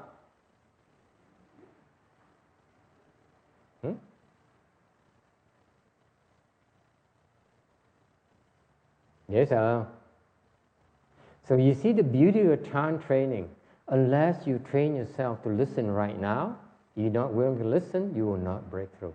There's no point in fighting your ego. Thành ra cái thiền tông mình dễ sợ lắm. Quý vị là ngay lúc đầu là dạy quý vị phải tập nghe lời. Đừng có duỗi cái chân ra mà nghe lời như vậy. Lúc đó sẽ nghe lời. Không ngừng lại đâu. If you're not stopping today, then you won't stop when you get there. Yes? Master, but the nature of the ego is like you always have the doubt thinking that's arising Yeah. when it's too hard. Yes. Excellent. This woman is sharp. Very good. You guys don't realize she's thinking about what's going to happen at that point in time. Very good. Very good. What is your question again? It's not like, when we are not in a difficult situation, Yeah. we want to leave. Yeah. But when it's very hard, your thoughts are arising without your intention, right? Let me. Ego is Yes. Yes. Let me simplify it for you. Your hunch is very good. Cái cô này thông minh như sao? I'm very proud of you. It's very good. It's very, very good. Let me explain to you why. I'm trying to get there and you help me get there. Because this is a real problem. Câu hỏi rất là thông minh. Rất là thông minh. Thầy rất là hãnh diện. Here's what happens. Here's what happens. If I tell you to sit for another hour, can you do it? No, you can't. Not right now. Bây giờ quý vị, nếu quý vị phải nói là quý vị phải ngồi xếp bằng cho tôi thêm 1 tiếng đồng hồ nữa, đa số quý vị sẽ là bỏ cuộc. Right? The majority of you will quit because if I tell you sit another hour, the majority of you will quit. They say no, it cannot be done. Right? I know it too. You know it. Right? Thầy cũng biết như vậy, quý vị cũng biết là it's not possible. So what do I do? I say, sit for 2 minutes. That's how I fool you. Quý vị thấy cái pháp thầy nó cao minh dễ sợ. Thầy đâu có bắt quý vị ngồi thêm 1 tiếng được nữa. I cannot get you to sit for 1 hour since you're at your limit already, right? Quý vị hết sức rồi. mà sao ngồi thêm tí nữa nó không thể làm được. Tất cả đa số quý vị sẽ làm không nổi. Thành quý vị, thầy chỉ đòi quý vị ngồi thêm 2 phút nữa. I ask you to sit for 2 more minutes. Ok? Nếu quý vị tiếp tục nghe lời thêm 2 phút nữa, all you have to do is listen to me for 2 more minutes. Train yourself 2 more minutes. When I bring you there, lúc quý vị tới đó rồi, I said, do it for me for 2 more minutes. I don't ask you for another hour. I only ask for 2 more minutes. That's how you break through. I know it only takes 1 second.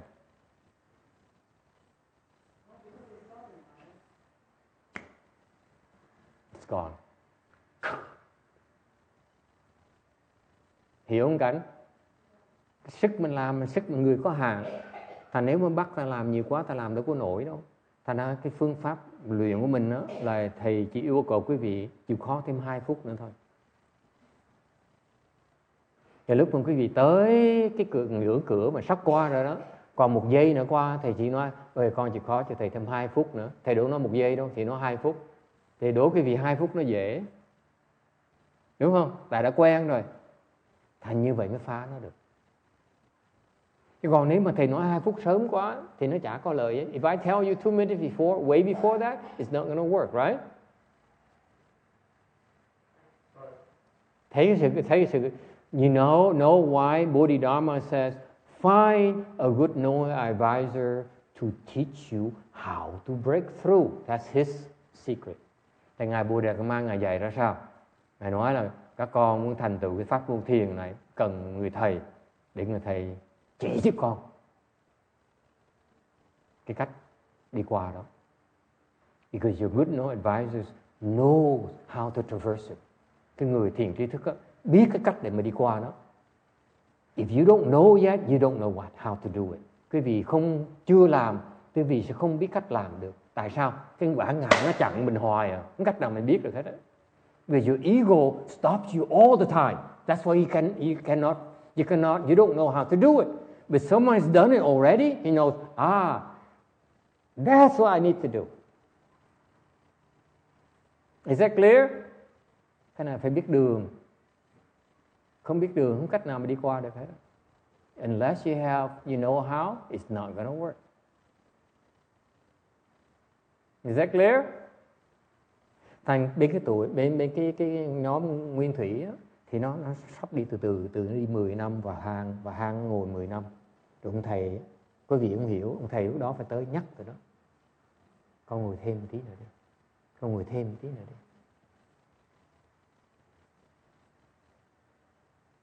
Hiểu không? Cái phương pháp họ như vậy. Đâu phải là ngồi biên sách nói là cái tâm đắc con rồi tới đâu rồi nói thầy coi. Đâu cả, thầy cũng nhìn một cái bên đại thừa, thầy cũng nhìn biết là sắp chín rồi. Đẩy nó vậy. Lúc đó phải cần thầy cũng đẩy nó vậy. Không đẩy cái vị làm không được. Cái vị sư tự chặn lại. So this is what happens in Mahayana, you know. The teacher knows that you're right, and he brings you there, and then physically he pushes you over.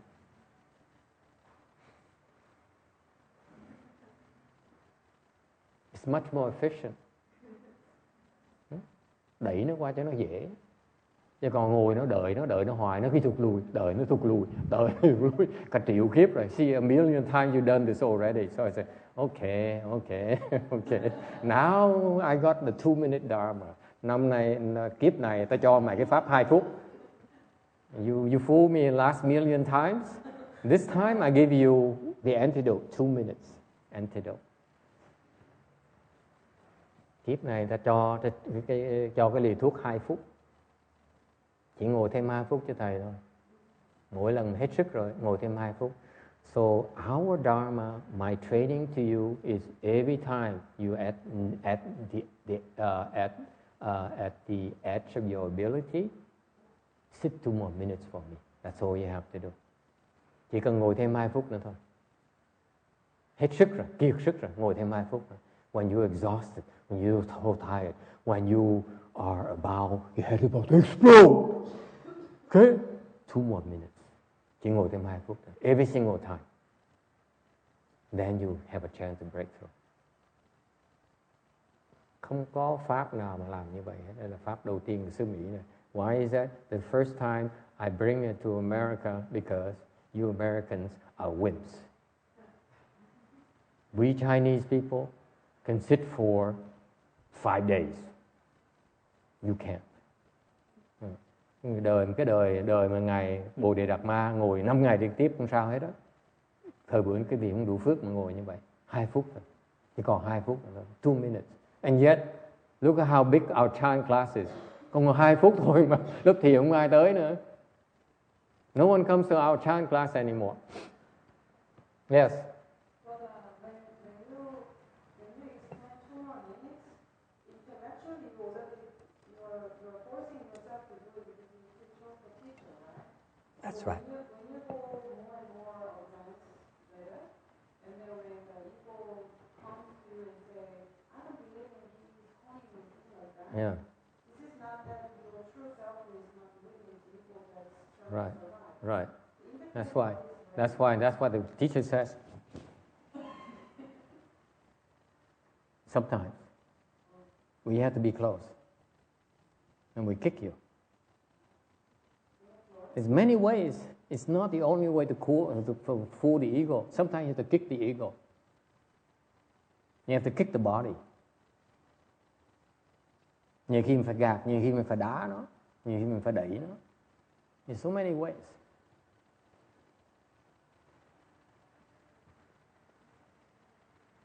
And a bold, look at her face.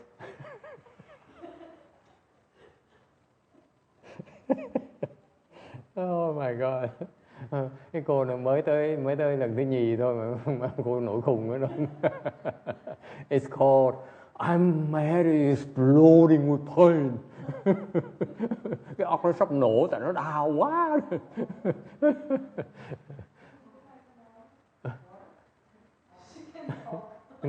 No, it's no more. There's a limit. It's not a war. It's here. It's the ego complaining. The ego is very dangerous. It builds the case where you cannot take it. Nothing is gonna help. Tới đó rồi không cách gì mà giúp được nữa hết. Thành cuối cùng chỉ nghe lời ông thầy thôi. Không cần biết. Chết cho mày chết. Còn một cách đó thôi. Nổ đi. Okay? Mà không chịu làm như vậy là không bao giờ thoát nó rồi. Nó tưởng tượng không. Cái thằng khỉ nó tưởng tượng. It's all imagination. She tells herself you can't take it anymore. What people don't realize is she tells herself I can't take it anymore. And the pain becomes real. What happened is that, let me explain to you. That pain, the excruciating pain, here's what actually happens. Your ego says, this is all the pain I can take today, and it builds up and becomes real. There's nothing you can do. That's the nature of the ego. Isn't that fascinating? That's the way it is. The ego says, what kind of nonsense is this?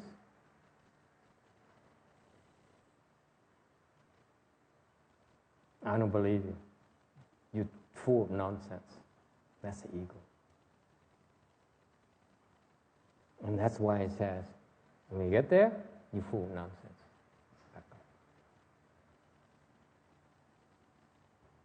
You understand? That's why it's very difficult to combat it. It manifests in so many different ways. And ultimately, Bodhidharma says, quý vị biết không? Nhiều khi bạn ngã, nhiều khi tới đó, cái ông da trắng này, ông thầy vô lý, hoàn toàn cái chuyện ông làm vô lý. Không làm. Bạn ngã nó như vậy đó, mình chịu thôi. Thành cuối cùng Ngài Bồ Đạt Ma, Pháp Bồ Đạt Ma là sao? Ông thầy nói, mình làm thôi.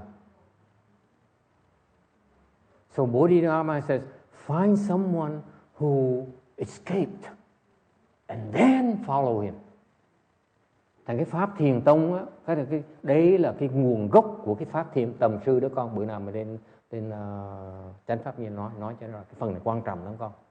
Thiền tông Việt Nam mình không có thôi. I just revealed to you the Chinese secret, the Chan secret, success formula, okay? From Bodhidharma.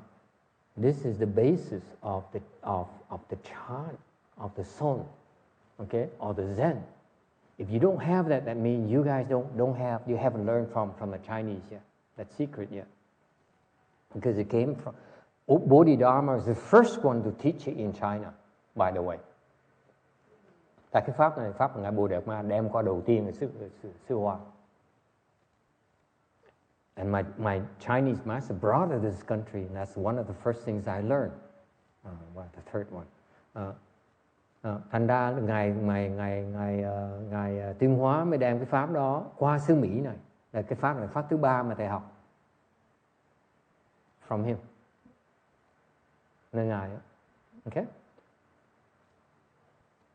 So the Dharma is that you find that the person who knows the way, thành tìm một người mà biết đường, and follow him, theo ổng thôi. That's all it takes.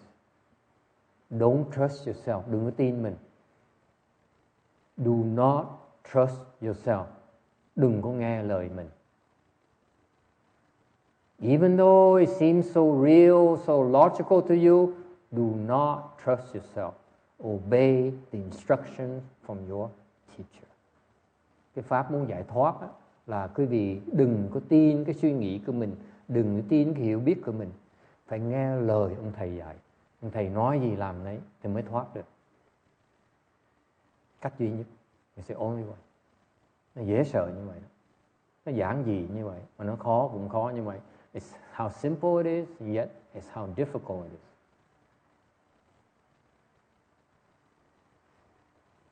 Is that clear? Any questions? Ai thắc mắc gì không? This is a Chan secret, by the way. Đây là cái bí mật của Thiền Tông. I bet you can't read it anywhere in Seoul, in Zen. I've read so many Zen things, I haven't yet to see it. Cái đọc biết bao nhiêu sách này. Thiền Tông Nhật này. Chưa giờ thấy cái nào gần như vậy. Yes. What? The one that you showed me on the video, he's a good monk. Samsung is not a good teacher, but the other monk is a good teacher. Okay.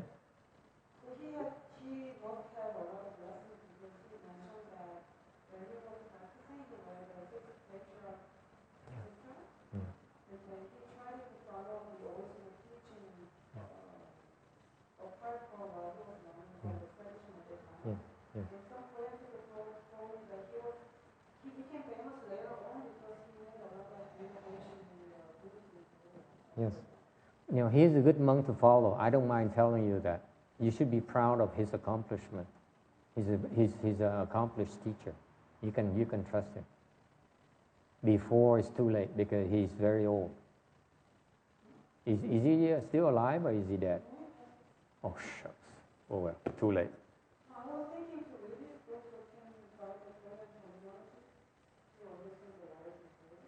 No, the thing is that for in his case, for example, cô nói về, this is very interesting. This lady is has very strong Chan roots, strong Chan blessings, Son blessings, you will. Cô này có nhiều cái phước về thiền tông lắm. Okay, she found a Korean monk, old monk, and she showed. I don't know, I don't know a lot of the Korean monks. I don't know that many of them. I don't know none of them except for the Korean nun. But she showed me a video of a Korean monk, an old Korean monk, and I recognize that he's an accomplished teacher. Cái cô này cô có phước về cái thiền tông dễ sợ. Cô kiếm được một cái vị sư người Đà Hàn mà cô cho thầy coi cái video, có thấy thầy nhận là cái ông thầy này giỏi, ông thầy nào đã đắc giải thoát rồi. Thành ra and that's why for this particular monk, okay, your best bet is to follow him. he will not be able to give you proper instructions like Master Shenhua, for example. Master Shenhua give you very direct instructions to help you get through. But this monk will not be able to give you the same kind of level of quality instruction. But his knowledge on how to lead you through is not as extensive as Master Shenhua's knowledge.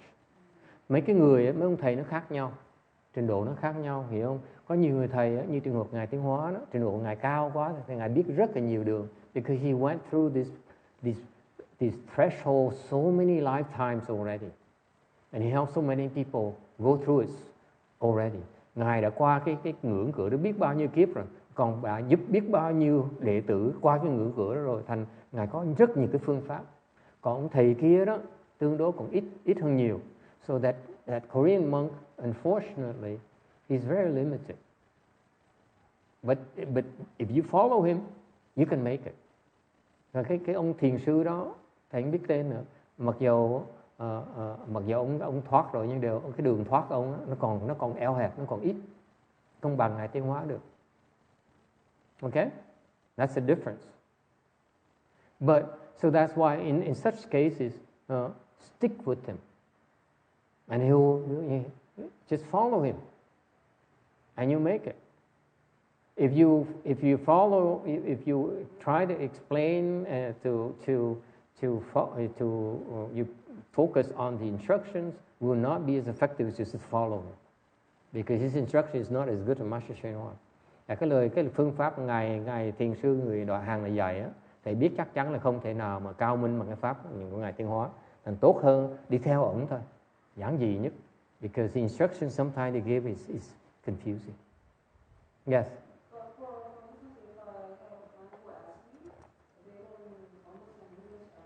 Yes. Good point. If someone asks you in Korean, a Korean person asks you, what you tell them is go to his temples and find his disciples, the great ones, the great disciples, okay? And it's not easy to find because I'm sure he has a lot of disciples. What you want to do is find a disciple, okay, who is very difficult to find. Yeah. At his level, his disciple is very difficult to find because they don't want to deal with you. Okay? His disciple, the one who understand, are not interested in having a lot of disciples. That's why it's very hard to find them. They know the way, but they're more limited. Okay, so therefore, because of that, they don't want the limelight. Or Master Shenhua disciples, they don't mind the limelight because they know so much already, so many ways already to handle different things. They're not attached to the modesty, the security. I mean the humility. You see, that monk is very humble. You can tell, right? So his disciples are also very humble, meaning they don't draw the limelight. That's why I'm telling you it's very difficult to find them. His disciples. The famous ones are not the good ones for his particular case. Does it make sense? But you can tell people that, that if people have the blessings, they will find the great disciples who are very hard to find. Then it's worth it. Because I'm sure they're there. Okay? It's a big blessing for your country. Humongous blessing. Yes. Câu hỏi làm sao kiếm được đệ tử ông, phải nói là những cái người trình độ ông đó là kiếm đệ tử ông khó lắm, tại vì những cái người đệ tử ông là toàn hạng người mà không thích cái được chú ý, muốn tu một cách thanh tịnh thôi, không muốn náo nhiệt, không muốn nhiều người biết tới mình, thì kiếm họ khó lắm. Còn những cái người đệ tử của ông á mà ra mà nổi tiếng là thường là không phải là người giỏi. Họ chỉ nhờ cái dựa cái hơi của sư phụ mình để mà xây chùa thôi. Okay? Any questions? Ai thắc mắc gì không? So that's why we're trying to summarize slide number 36. Thầy trở lại cái tấm 136. Okay, the five skandhas here are the ego. Cái ngũ uẩn này là 5 cái thành phần của cái bản ngã quý vị. Nó rất là khó, không khó mà diệt nó. It's very difficult to deal with it. And ultimately, the only way to deal with it is to trust your good know advisor. Và cuối cùng, cái cách duy nhất còn lại mà quý vị muốn phá ngũ uẩn kiếp này là phải tin tưởng thầy mình. Okay?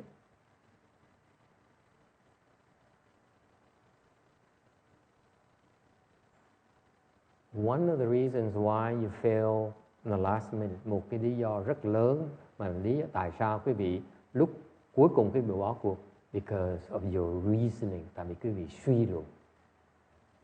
One of the major reasons is that it does not make sense. It doesn't make sense. Cái lúc tới đó cái ngưỡng cửa rồi, quý vị nói là không chịu làm nữa tại vì nó vô lý. Dễ sợ như vậy nữa. It doesn't make sense.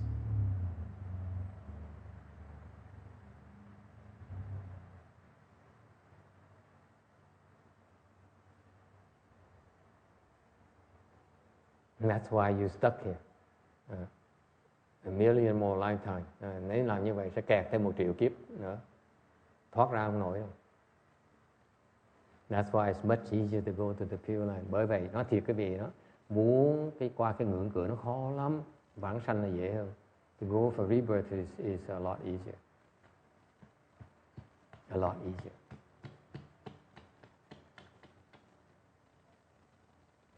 Okay? Any questions?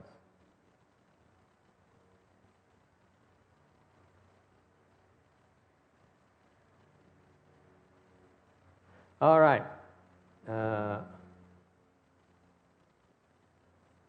Mình mới nói cái tập mấy cái khổ đế. So we just talked about the first noble truth, the truth of suffering.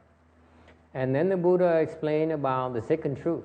Rồi xong Đức Phật mới giảng về cái đế thứ nhì. Đế là cái sự cái chân lý mà nó không bao giờ nó thay đổi, nó chân thật.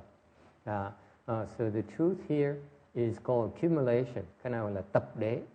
It says that the suffering that we are experiencing, okay, they are layered. Những cái khổ quý vị có đó, chúng ta có đó là nó tầng lớp. Questions? Ai thắc mắc gì không?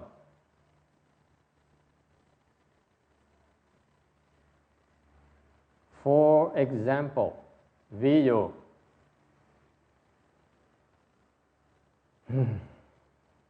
I'm not sure I want to tell you this example because then you quit meditating.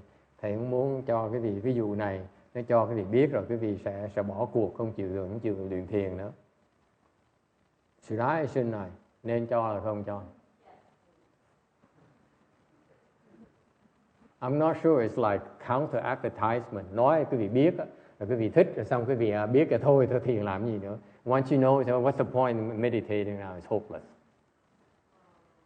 No, we know the only way to attaining enlightenment is through jhana.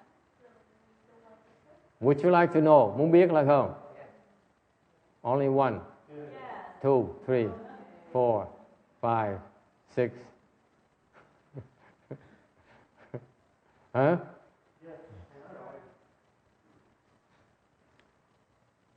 The pain you're experiencing in your legs. Cái chân nó đau đó. Okay? You can break through.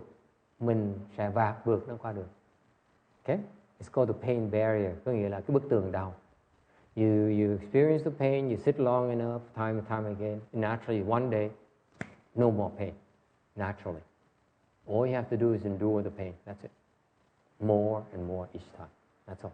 You break through naturally. Don't have to even to worry about it. It's just not stopping, it's just progressing. Okay? Chỉ làm thôi, cái từ nó sẽ qua. So now someday all of a sudden you're free from pain, right? Head down. And then you continue, rồi ngồi tiếp, you sit a bit longer. And guess what? It hurts at the same place again. Ngồi tiếp, nó đau cùng cái chỗ đó lại nữa. And you come to me, you see it happens to me all the last 9 years. Master, you told me there's no more pain. How come it hurts at the same place? Sau rồi có nhiều, trong 9 năm vừa rồi học trò thầy nó tới nó hỏi thầy cái chuyện này hoài. Thầy hứa với con là ngồi nó qua bức tường đau một cái rồi nó sẽ hết đau. Đúng, thầy nói đúng. Để con ngồi tiếp thì nó đau lại cái chỗ cũ. The same place. Không có. Yeah.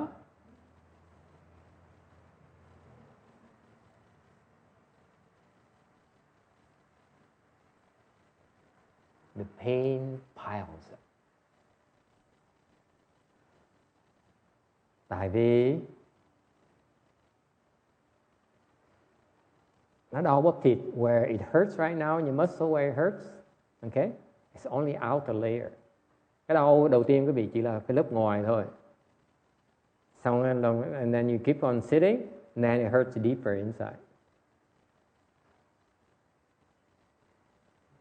Cái lớp thứ nhì nó sâu hơn tí, lớp thứ ba nó sâu hơn tí. It's the same muscle.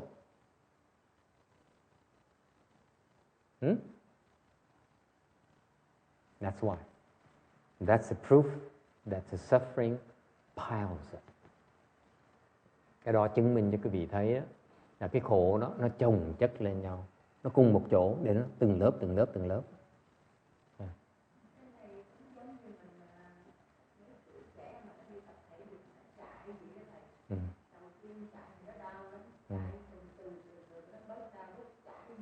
Nó đau tiếp.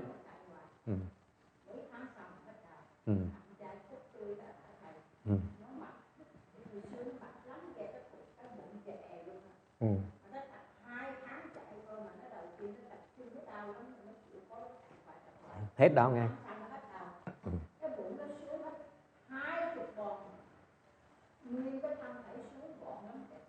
Gì đẹp rồi.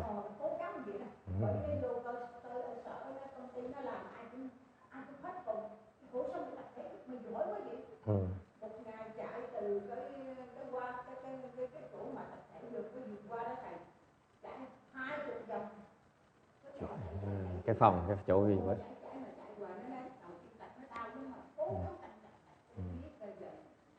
Hay quá, trí nó mạnh quá ha. Trí dễ sợ, nhỏ giỏi. Giỏi.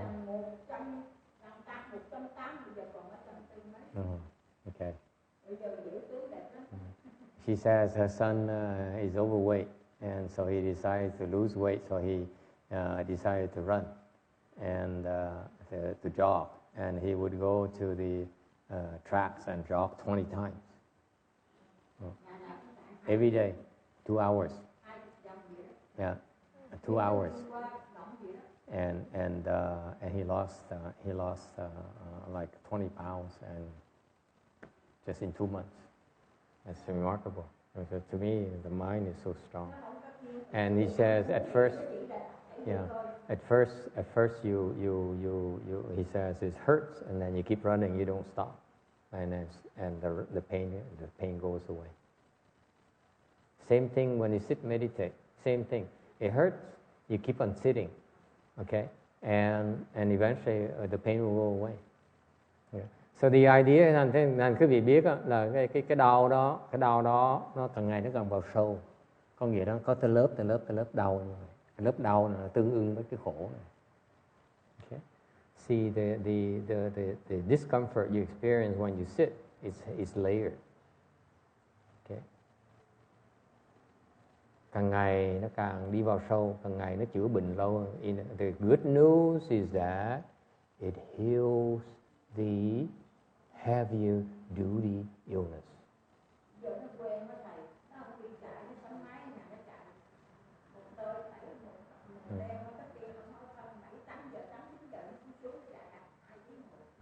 Giỏi hơn. Now he buys the running mill.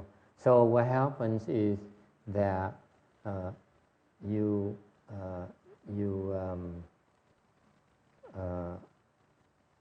I forgot what I wanted to say. I just said in Vietnamese. What do you say in Vietnamese, Kim Điền?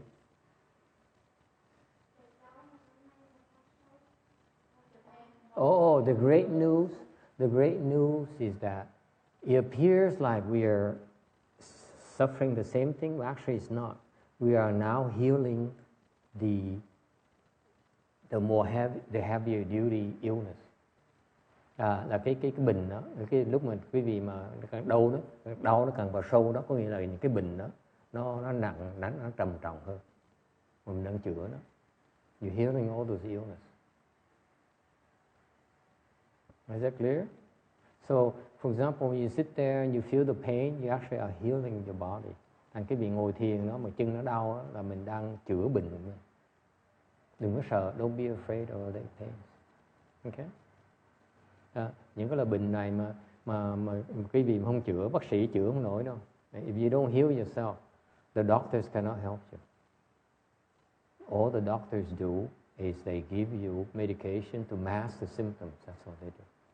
They will not help you heal the root problem. Bác sĩ không thể nào chữa được cái gốc của cái bệnh.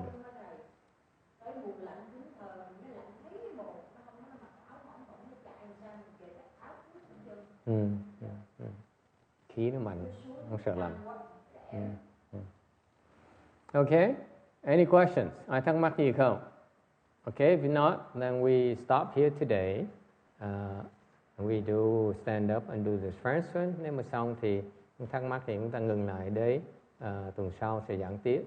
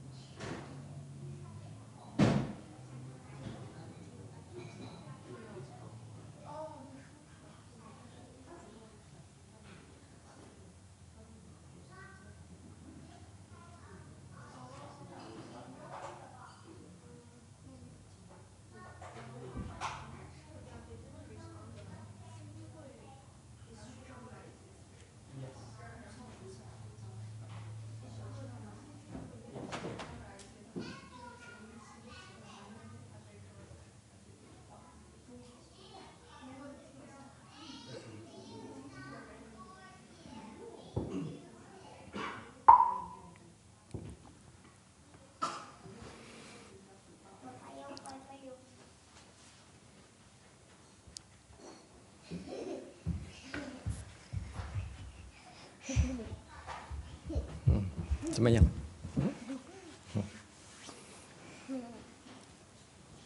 Have you seen the statues?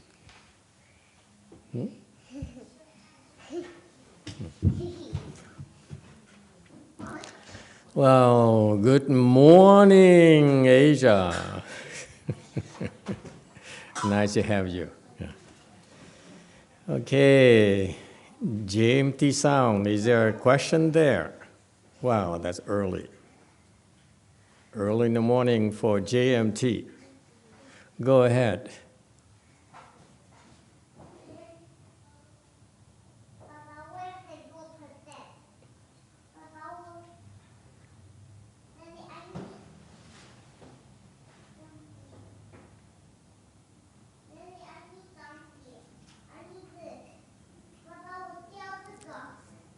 Is there a question from JMT?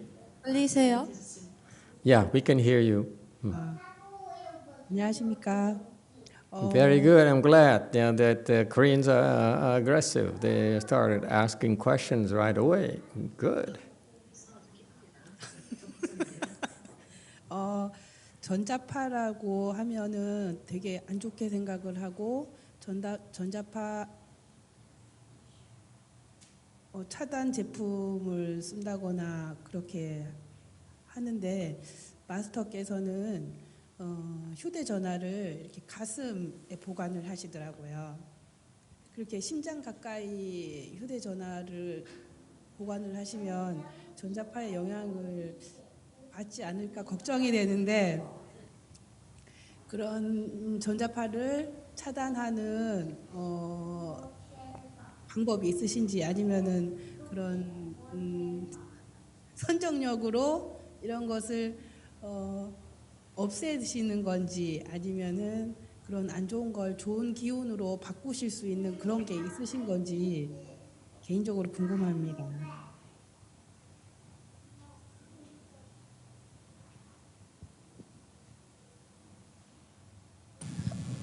Master, the electronic devices, they give us some bad waves. Those things come out bad waves. So I noticed that you put your cell phone in your chest, and I thought that cell phone affects very bad to you. So I'm wondering, is there any way for you to change this bad thing to good thing, or do you overcome this bad effect with your samadhi level? One more time. I noticed that you put your cell phone in your chest, and I think the cell phone affects very bad to bad to you. So is there any way for you to change this bad thing to good, or do you overcome this with your samadhi? Oh, it's about the cell phone, right? The cell phone, I put it near my chest. I don't have it anymore. Now it's here, so it's a bit soft. But thank you. Thank you for asking. In fact, I'm aware of that. It's too close to my heart and so forth, but it really never bothered me. So I never really paid attention. Because usually in my Duan Gua, the Sangha clothes, we go Duan Gua. Duan Gua or Duan Gua? I don't know. Duan Gua or Duan Gua? Which one is that? Anyone knows? The fourth tone. Okay. It has two pockets here on the chest. So that's why I reach over here and put it here, because it's easier. I can keep track of whether I have it or not. So a habit I have, I will put it here so I know that I have access to it. Today I don't wear a Duan Gua, so I have to put it in the pocket here, and I cannot feel it. It's too far away. And so that's why I prefer to put it in my, on my chest. But even if people say that it's bad for you, it really never bothered me in any way. So each person is different, I guess. Maybe I'm messed up already, and so it cannot get any worse. or it really doesn't bother me at all. But thank you for asking. And one day when I feel that I can't take it anymore, then I will change my habits. All right, next.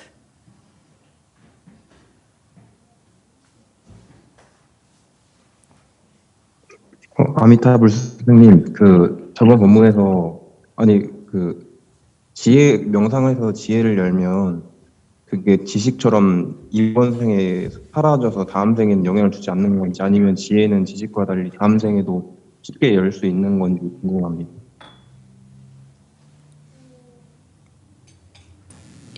When we meditate and when we open our wisdom, then after this life, is it disappeared, or even if after life we can still open our wisdom? Okay, very good. When you practice meditation, any form of Chan meditation, and whether it's reciting Buddha's name, whether it's doing, thank you very much, girls, whether it's reciting mantras, whether it's Tibetan mantras, Vietnamese mantras, Chinese mantras, and so forth, Indian mantras, Sanskrit mantras, you recite it at a certain samadhi level. And each samadhi level is associated with a wisdom. Okay, samadhi here, meaning wisdom here, and purity here. So it's at that level. So when you talk about wisdom here, one of the three, once you cultivate this lifetime, unlike worldly pursuits, when, for example, when you get a position, okay, that's up and down. Whereas in cultivation, this level of samadhi that you reach will help naturally you unfold the corresponding wisdom, meaning you're much better at solving problems. Doesn't matter what problems you have, whether it's spiritual problems, whether it's worldly problems, that wisdom of yours there will be used naturally. That's you, that's yours, for yours to use. So that's why it's important for you to concentrate, because in our style, we help you push the samadhi level up and up and up. At the same time, we also pave the way for you to build up your samadhi level as well as your purity, okay? I mean, your wisdom level is your purity. So our Chan practice is very balanced as the way it should be. Whereas, for example, the non-Buddhist practices, they would be skewed towards samadhi, but they don't prepare you for purity or wisdom. So there's an imbalance. Okay? Whereas some other Buddhist practices where they put more emphasis on literary wisdom. That's why they debate, they argue, and they demonstrate the better understanding intellect. Okay? That's called literary wisdom. Okay? That's a low-level wisdom.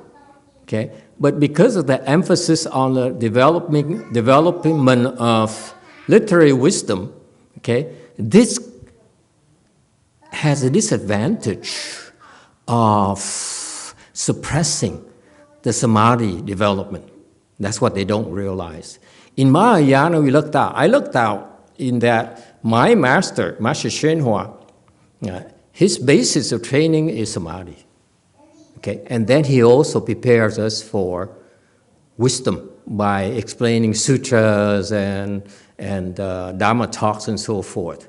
What people don't realize, his disciples don't realize, he's also teaching them about purity as well. But it's not as obvious to them. Okay? So we are a lot more balanced in that sense.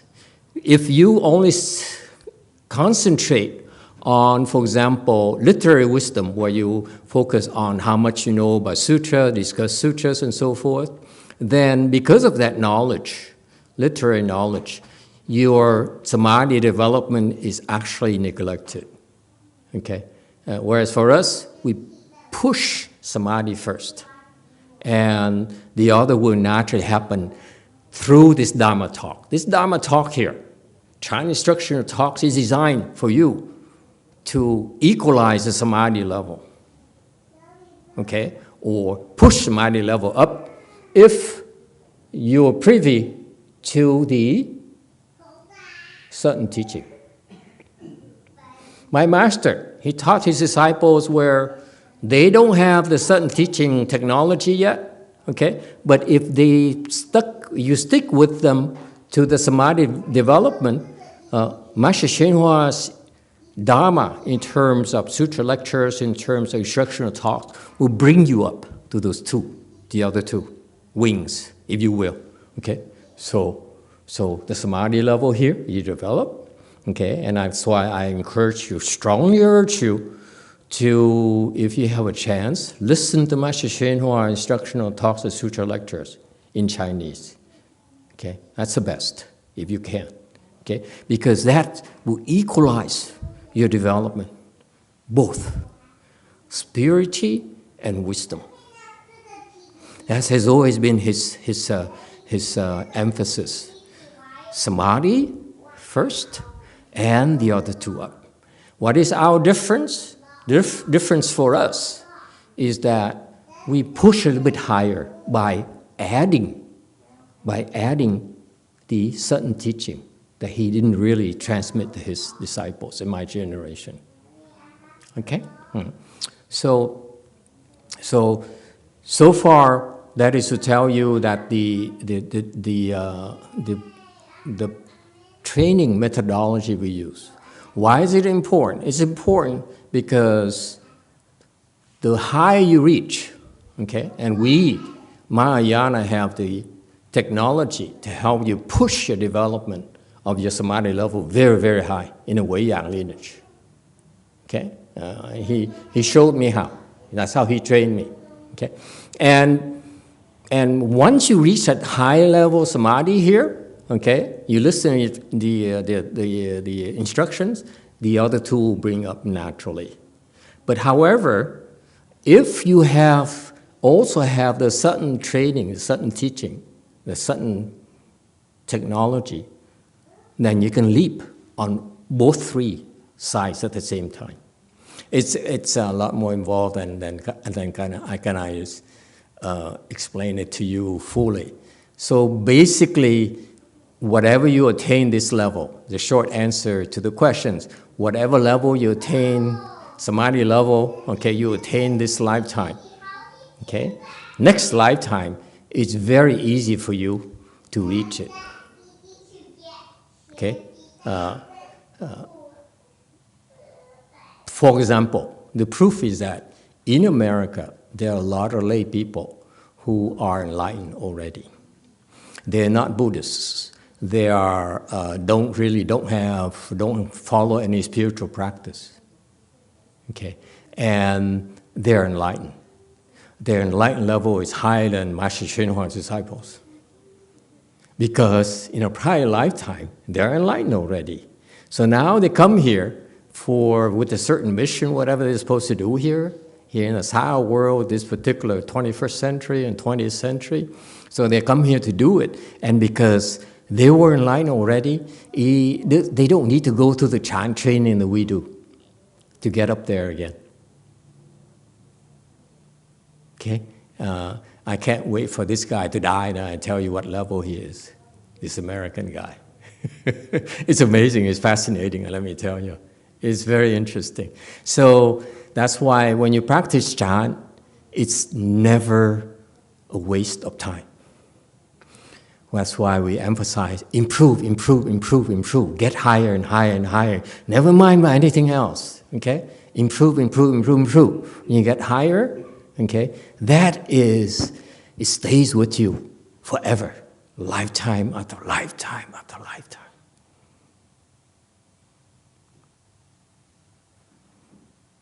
Does it help?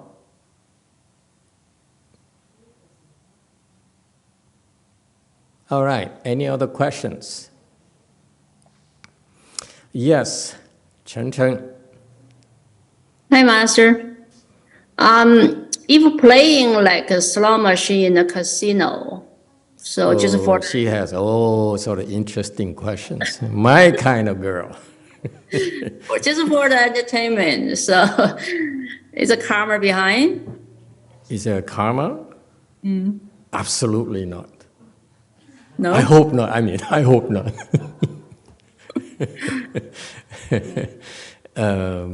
Is there a karma in doing slot machines? Doing slot machines, yes, of course, it's karma. It's very good for your right arm.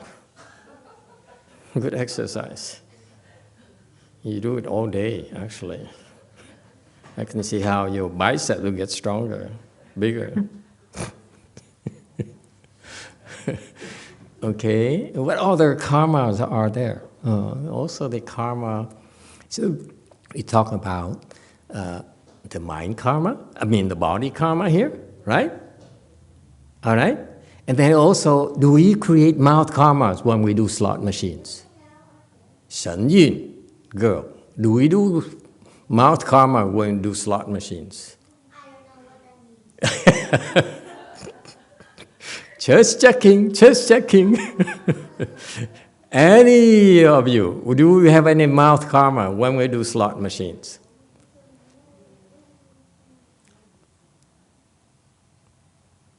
No one knows? Now I've been to Las Vegas, clearly. I've been there a few times. Only a few times. And I remember being in the rows of slot machines at those various casinos in Las Vegas, and you hear, you know, expletives. You know, I have kids here, I cannot repeat them. You know, that's mouth karma. So the answer to your question, of course, you create physical karma, which is a good thing, by the way. Okay, this is good stuff. Good for your right arm. If you're right-handed, it's pretty good. But mouth karma is no good. You know what I mean, Shen Yun? Do you know what I mean? Okay, fine. Okay. Just checking again. Okay, what about mind karma? Karma is three kinds of karmas, right? Body karma, mouth karma, and mind karmas. What kind of mind karmas do we have? For the addiction? We gambling. And that's when you do that, what happens is you are creating affinities with something called a gambling ghost. And you become more and more addicted to gambling.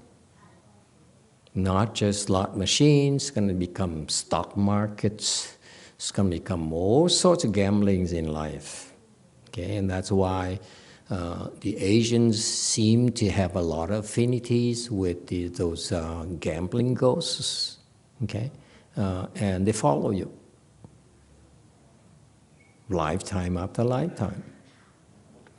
So, do you gamble? Do you do slot machines? Used to be. Used to do. Okay, okay. How about just for the entertainment, for you know, the other day I went out with my friend. We just passed by like a casino. He said, "Oh, go in." I said, "Okay, go in." You know, didn't play much. What kind of entertainment? Well, whatever. I don't know. You don't know? Does it involve drinking, for example? No, no drinking. Entertainment is nothing wrong. No wrong with entertainment. I feel entertainment is a good thing. You need a break. We all need a break. You need to enjoy ourselves. Okay. As long as it doesn't hurt anyone, then it's a good thing. Okay? Thank you. Yeah. You're welcome. Next. Hi, Master. I was just wondering, is self-reflection a thinking process? And is it better to just get into meditation, samadhi, rather than thinking? Thinking? Thinking to protect yourself, you mean? Yeah. Why do you need to protect yourself? Are you afraid? Yeah, I find myself being afraid. Okay, who are you afraid of? Is there a girl? No. No, you're not afraid of girls. There you go. I like to hear that. What are you afraid of then? I think a general fear of people outside. So it includes girls as well. Then why do you say no? Yeah. Are you afraid of, you're not afraid of me? Because you lied to me. You just lied to me. You said, I'm not afraid of girls. When you said people in general, that includes girls. So you're afraid to admit that you're afraid of girls.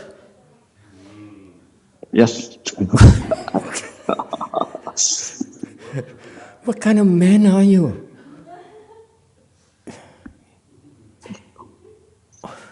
Seriously. I know it's a rhetorical question, but think about this. Every time you approach a girl and you have this trepidation, is she going to turn me down? Is she going to turn me down? Am I good enough for her? Am I good enough for her? That is negative energy. That fear is negative energy, mental energy. Agree? Yes. People around you will sense it.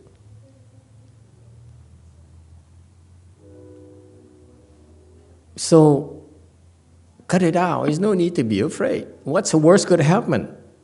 She turned you down. She laughed at you. It happened to me so many times. I remember the first girl I asked out. And I said, okay, I'd like to go out with you. And then I made an appointment. I said, okay, I pick you up from your apartment. This is a long, long time ago, okay? But it somehow it came back to my mind. And then when the time came, I was so nervous because it's my first official date. So I was shaking. She didn't even open the door. Good thing is only two of us who knew about it. Now I don't care anymore. You know I don't care. You see, what's the worst could happen? So, you need to be afraid. We fail. So what? We learn, become stronger. And ever since I failed, I said, I'm going to be better. I'm going to pick up girls better. Never learned how to. That's how I became a monk. It's even better, you see?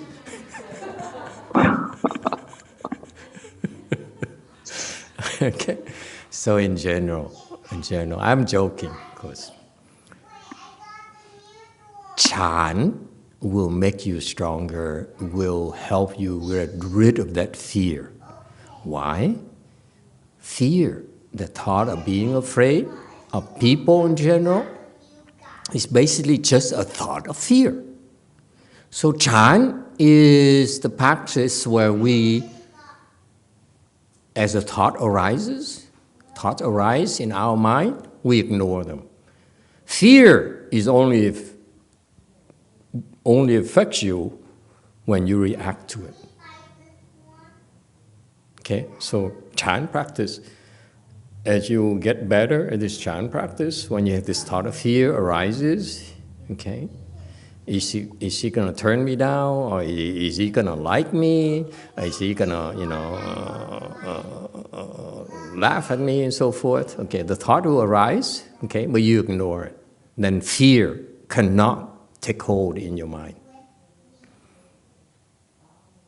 Okay, so actually, as your samadhi level gets higher and higher, you can become fearless. It's kind of a cool thing. Okay, all right. Thank you, Master. You're welcome. Next. Am I the next? Yeah, you're next. Okay, I would like to make a comment on the mantra sessions. So now 3 times a week. 3 times a week? Yeah. Seriously? We Yeah, have Monday, 3 that's- mantra sessions a week? Yeah, Monday it's the Great Compassion Mantra. Okay. And then Wednesday, that's the bowing session. And Thursday, that's the Shurangama mantra. And Friday, today, is the Hiking Sutra and the 10 small mantras. Mantras. What about hands and eyes? You guys practice hands and eyes? Not online. I'm just talking about these other Zoom sessions and led by the Sangha team. Okay. So it has made a big difference, especially for us remotely. So I would like to thank the Sangha team for their efforts, and also our home. Yeah, thank you for giving us the feedback. Actually, I noticed there's been a lot of sessions going on, different kinds of sessions, from chant to bowing to sutra recitation, and in Chinese and mantra recitations. That's what we do. Actually, mantra recitation are very, very helpful for you if you have depression or you have anger issues. Tune in, it's going to help you tremendously. Initially, that's what the first mantra sessions was created for that very specific purpose. Only a few people joined, but it's been catching on. Now it's more of you online. And in fact, the mantra sessions are helpful because of your collective samadhi power. You see, it's fascinating in that we could be here in the US, but we recite the mantras over the internet, and you benefit from our samadhi power. It's kind of cool, okay? Yeah, exactly. And especially... it really helps because you feel better, practically. And for example, at a temple, I don't do this often, but a temple on the last day of the month, we would have the Great Compassion Repentance. I notice at our temples, when I participate in those repentances, I feel better myself. Okay, I notice that a lot of kids that I know have depression, severe depression, and they also feel very good as well. So it's to me it's heartwarming because I saw how every single time the young kid would hang on to the mother, you know, and then as they circumambulate around reciting the Great Compassion Mantra for 21 times, it's so cool to see the bonding there between mother and child. It's so beautiful. Okay, so these mantra sessions are beautiful. So that's why they're very helpful. Now we also have Master Xianqie is thinking of doing recitation. He asked for permission to do recitation of the Avatamsaka chapter 40 in English. Okay, so I'm so happy that my disciples are stepping up. It's funny. Master Hsuan disciples, when they become enlightened, they step back and they said, "No, good enough. I'm gonna, isolate myself and cultivate." Okay, my disciples just the exact opposite. Now they feel that now is their turn to pay back and share the good things of cultivation. So I'm very pleased with that. And I want to let you know that all these sessions were the initiatives of my disciples. I didn't ask them at all. Okay, so now it's totally out of control. We like too many sessions, I'm confused. It's so cool. So you get your whole menu, of that Mahayana, American Mahayana thing, you know, let me some appetizers, and and so it's kind of cool, okay? And I think in the future we have more and more of that in your own languages and whatever. So it's kind of cool. Yes, Jane, did you want to say something? Yeah, I just want to add on is the month ends great compassion repentance, and when we follow remotely online, and also we felt the cleansing effect. And last month I was very touched, and I wept twice. And Twice? Wow, that's pretty impressive. I feel it every single time.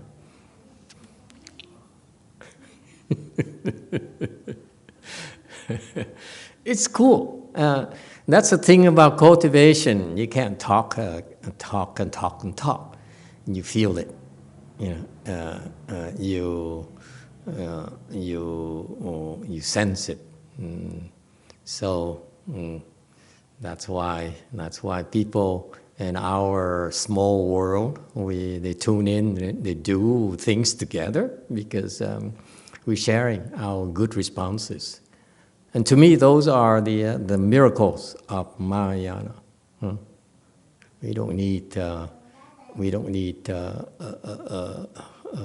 miracles like in Judaism or Christianity, because we see miracles every day in you. You get such wonderful responses from these mantras and these meditation retreats, and it makes a difference. In your daily life, in your family life, in your professional life. That's kind of cool for me. Okay, and I'm very grateful to my disciples for deciding to do it themselves. Meaning that, seriously, I never asked them. Be serious, because what makes me very proud is that they care. They care for those people, for the kind of benefits they can help bring to you, to all of you.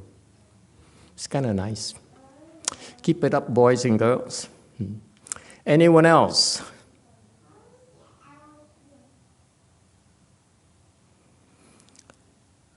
Okay, doc. Okay. As I'm preparing to float around. This week has been real busy wrapping things up. We have things piling up that need our attention constantly. But as I'm preparing to go to Korea for a while, we need to wrap things up and here in the U.S. And so it's been really hectic. But I realize that it's just the way it is. It's a chance for all of you to step up and keep up with your practices, and my disciples to step up and fill the void. I will try to maintain the schedule as much as I can to help you, make myself available to you. And of course, you can always tune in to the online classes that come to the temple and practice. I'm pleased to tell you that we are gearing up to be able to accommodate more and more of you. When I first shaved my head under Master Shinhua, I shaved my head because I was hoping that he would teach me Chan, and he died very, very quickly. So it was a disappointment to me. But I didn't realize the sages, they don't need to be there to teach you. So he was teaching me the Wei Yang style of training that was required. That particular style required him not to be around. Good thing I never was upset about it. And so it's a different kind of training. The Wei Yang training that he gave to his disciples is from being around, to being with them and speaking Dharma with them and look at them and yell at them and so forth. For me, he could yell at me without even, showing up. And he did. I'm very bitter about it. That's what I'm bitter about it. He yelled at me. Never had anything nice to say about me, to me, at least directly. So we have a combination now where you have all sorts of program, all sorts of people that you can tune in, and I make myself available as well, because if you go to attend a class and you have questions, this is my way of training my disciples. That's different from Master Shenhua in that I'm training them to help you, and if they can't, then I will teach them how to help you. So, for example, Master Z has been with us for a few years now, and he was sent to Korea to help me pacify the area. So he did that for almost 3 years. I'm bringing him back to DTT in order to train him the things I could not train him. So we train. We have on-the-job training. That's how we train our people. It's not theory. Okay. So you see, we have a lot of people. So feel free to come to them if you have any problems, any needs. And if they can't help you, they will contact me. They have access to me, and I will teach them how to help you. And that's how I train my people, my students. So you have lots of classes, online classes, lots of people here. You can come, feel free to come and join and attend and seek help. I assure you, I'm always available to help you either directly or indirectly. Okay?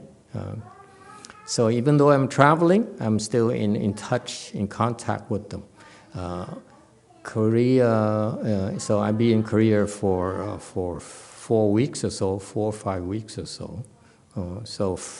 While there, I will have still plan to keep in touch with you by lecturing, maintaining, sustaining the Friday nice thing here. Schedule is at Saturday over there, Korea time. It's Friday night right now here in the U.S. So I will do a chant session there in the morning, and after lunch we do a lecture as well. So that's what. So the schedule is flexible. We will try to maintain the schedule for you, so that which makes it easier for you to sustain your cultivation. So just know that we're around. I'm around. I'm not abandoning you. There's a need for me right now to train our disciples here in the U.S. I'm taking over the Korean temples because it's time for us to step it up. So it will be interesting times for us. All right? So I hope you bear with us and be flexible. I'm available. I'm not abandoning you at all. I'm not that kind of person. We will be with you. We'll be there. We are available to you. Okay?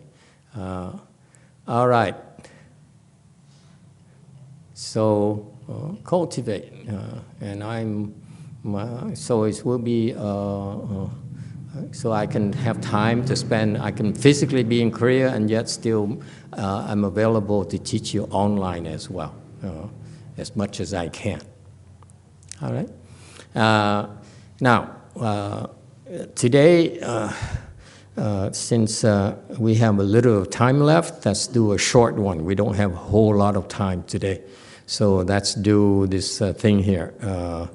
112, a great lantern. Okay, shall we? Master Wei Shang said, what is that? Yang Shang said, great lantern. Master said, oh no, that's wrong. Sorry. Great lantern. Okay. Yang Shan asked, what is the meaning of the patriarch coming from the west? Master Wei Shan said, great lantern. Yang Shan said, is that all? The master said, what is that? Yang Shan said, great lantern. The master said, you really don't know.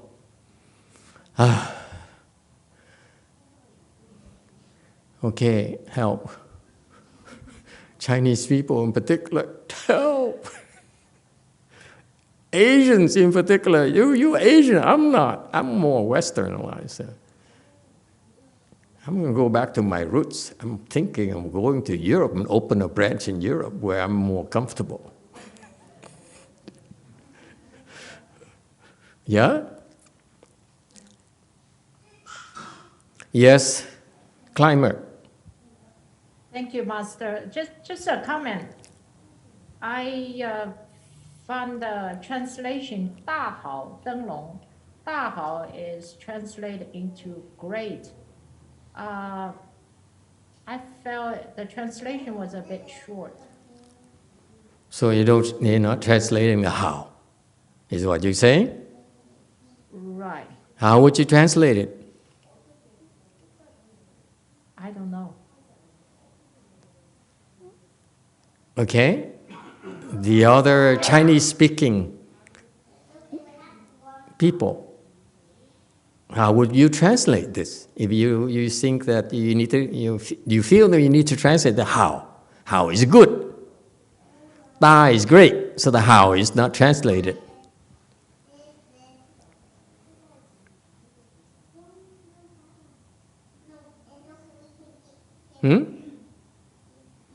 What it means is great goodness lantern. Would you buy that? Would you agree with that?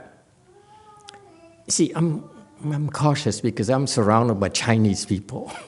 So I would never dare claim that I understand Chinese better than you. Yeah? Yeah, I will agree. Great goodness lantern. Agree, disagree? That's what it really means. I'm glad you pointed it out. Can we be honest with each other? I have no clues on how to explain this to you, okay? Every time I look at this before the class, I said, huh? How am I going to explain this to them? And somehow, together, as soon as we get together, to sit as well, I said, oh my God, how am I going to explain all these things? And as soon as we talk about it, something happened, okay? So it's wonderful, isn't it? So the point I'm trying to make is that we're speaking Dharma together. You realize how wonderful it is? That we're all speaking Dharma. You provide your input. I provide my perspectives, and that's all together. We are explaining these anecdotes the way it has never been done before. It's kind of cool. So for case in point, I missed it how completely until Jane pointed out how was not translated. And I thought about it, I said, well, so how here means great goodness. Yes, Chư Hùng. Venerable Master, 大好 means very, very good. 大 is actually describing the degree of good. Okay. So 大 does not mean the lantern is big. Right. So 大好 is it so means very, very good. thank you for the input. So should we leave it at great, or should we add great goodness, according to you? I think we should just have great. Okay, so it's a good translation. See, two people, disagree. Yeah. Okay, so it's implied goodness. Yes, goodness is implied. If you say great goodness, then you committed to goodness only. Great could be great evil. No, not possible. Yes, one. Thank you, Master. I remember there's a Chinese 大好河山. 河山 is a river and a mountain, and 大好 is to me it means great, wonderful, beautiful. So I second 志宏. It's just great, should be fine, should be okay. No goodness. Okay, very good. Thank you. That helps. It's tremendously helpful. I really appreciate it. That's a kind of semantics and language I don't have. I'm not privy to. Okay, thank you. Yes, Jane, go ahead. So there's a Chinese saying. It's called 一灯除得千年暗. So patriarch is a great, good-knowing advisor. At the olden time, there's no flashlight. So the lantern, it lights the darkness. So this is not only great, but also good. So the good, in my personal opinion, use my thinking mind, it should be translated to reflect this good knowing advisor. Okay, very good. Now, who seconds Jane? Because we have 2 versus 1. We are very democratic here in the U.S. We take votes, and that's how we elect Donald Trump. Yes, Joe.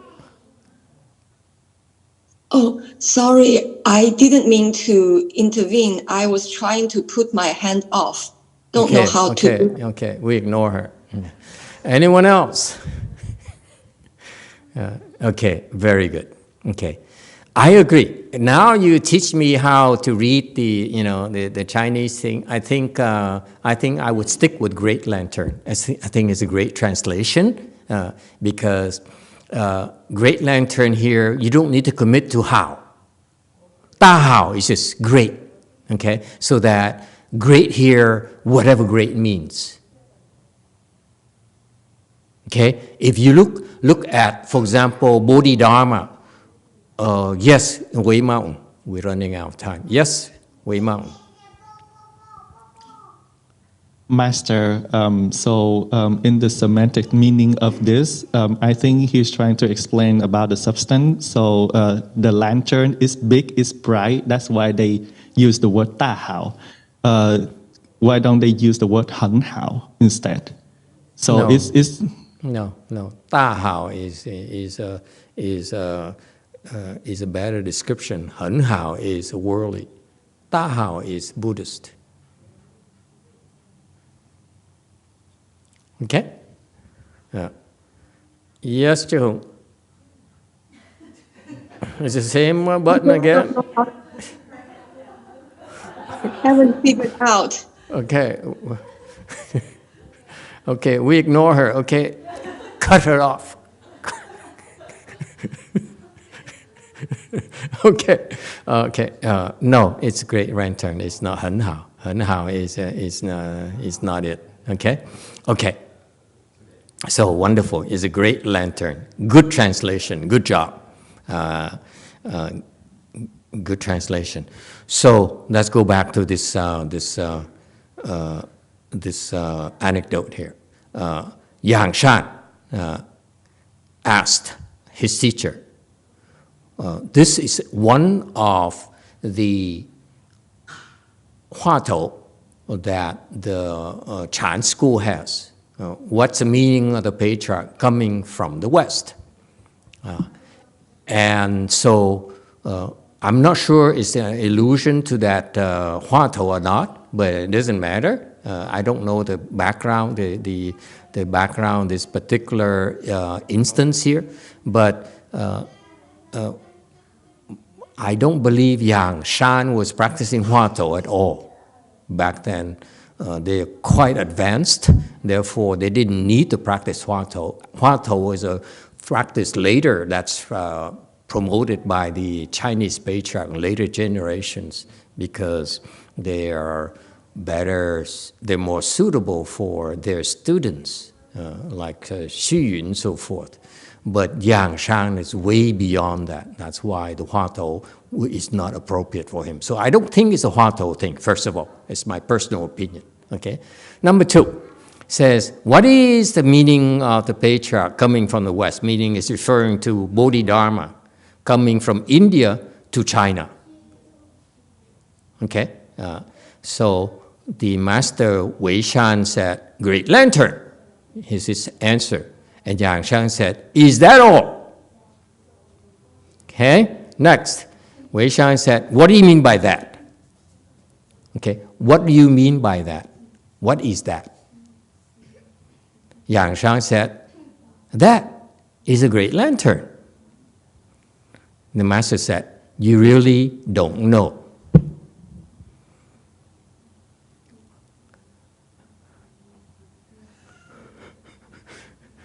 I have a girl here, so let me see what it means.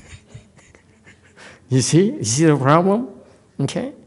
Trying to understand, trying to explain. And that's the meaning of this anecdote. What is the meaning? Meaning that Yang Shan said, why did Bodhidharma came from India to China? Okay, what's the meaning of that? And the Master Wei Shan said, great lantern. Great lantern means it's a great lantern. You could interpret it as he brought the light of wisdom from India and bring it to our country, you know, our eastern expanses and make it our Chinese wisdom instead of Indian wisdom. Okay, it has to be imported to China. And so he says, so it's a great lantern. When he came over, it's like a lantern that's the best lantern that emits light or whatever. But also, let me tell you, Ta Hao here is great, is a good translation because, let me assure you, the way the Bodhidharma treated Hui Ke is pretty evil. It's no good, nothing good at all. For 9 years. Think about it. He made him kneel behind him for 9 years. Didn't even talk to him at all. Not a single word. To me, it's so evil. It's cruel to treat your disciples like that. Excuse me, it's something personal. You know what I mean? So great here. Ta Hao is great. It's a good translation. It's great goodness, also great evil. Because in great evil, there's great goodness. In great goodness, there's great evil. So there's no need to commit yourself to goodness. Because, again, you know, the great teachers like Master, I'd like to think Master Bodhidharma is a greater teacher than Master Xuan Hong, okay? But the way that Master Bodhidharma had to treat his Chinese disciple in such a bad way, such an evil way, was necessary, okay, for Hui Ke to bring out the great goodness in him. Does it make sense to you? So that's why you don't want to translate great goodness or great evil, just great, great. includes everything. That's why it's great. So far, so good.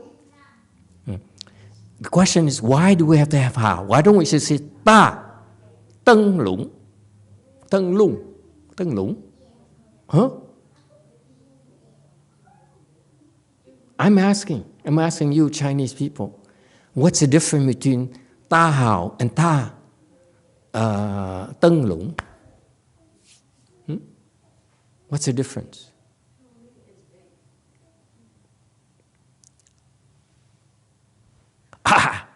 If you don't have the how, then it's just size.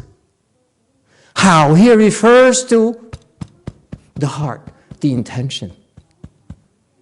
So it has to be how. We agree? China's person? Huh? Okay, so far so good? We agree. So it has to be Ta Hào, great, goodness, great evil, whatever. Okay. And then so the master said, it's a great lantern. And Yang Shan says, is that all? What does it mean, is that all? It has two meanings. These Chan masters, they never speak in simple terms the way you do.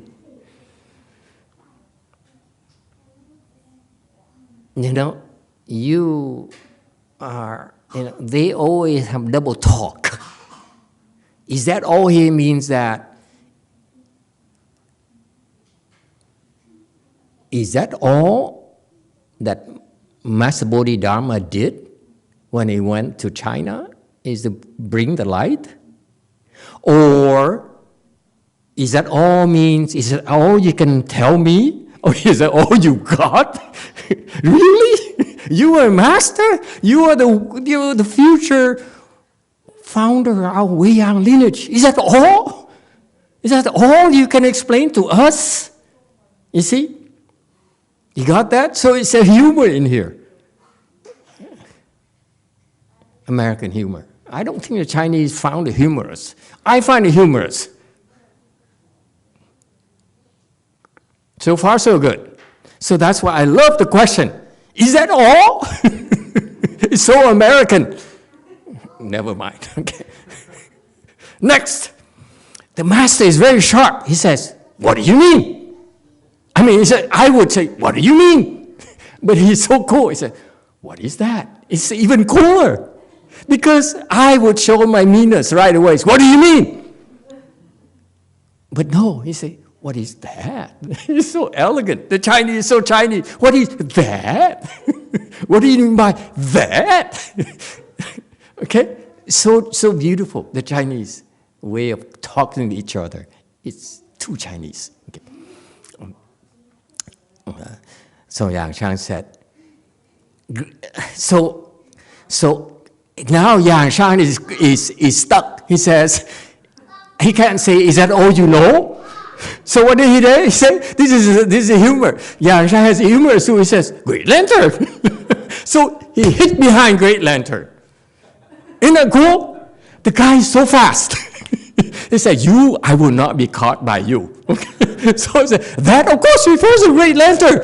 I always have respect and love for you, forever. See that? Who says Yang Shan is not a liar?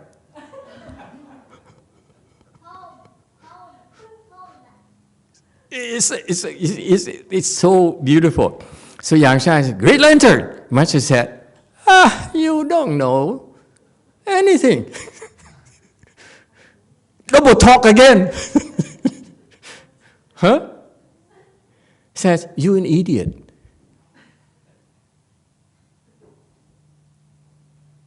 Okay? Meaning what? You don't know. I answer to your two questions. You don't know, you really don't know why Bodhidharma came to China. Okay? You really don't know what I know. See, you're an idiot. So it's an insult. And it has to stop right there. Make sense?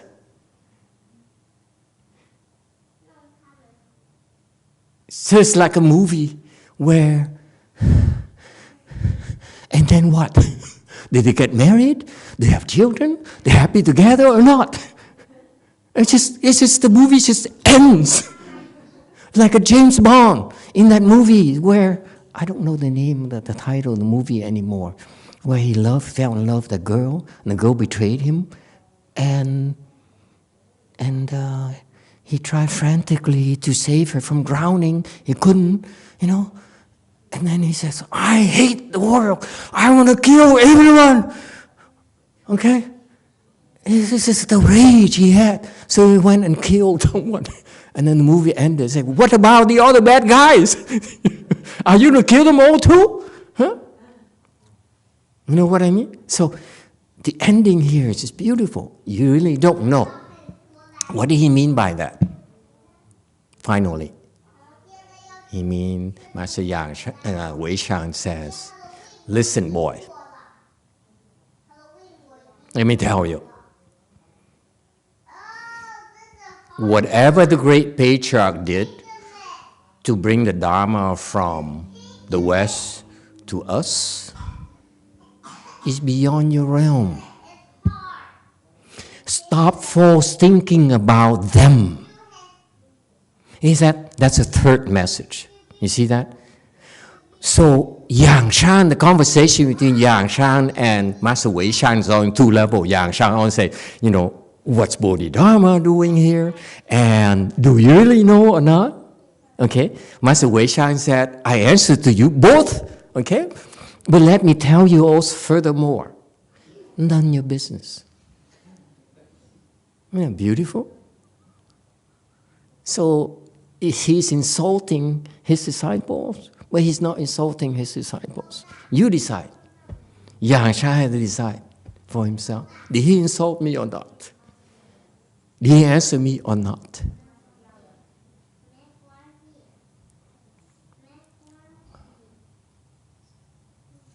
The Chinese are totally confused.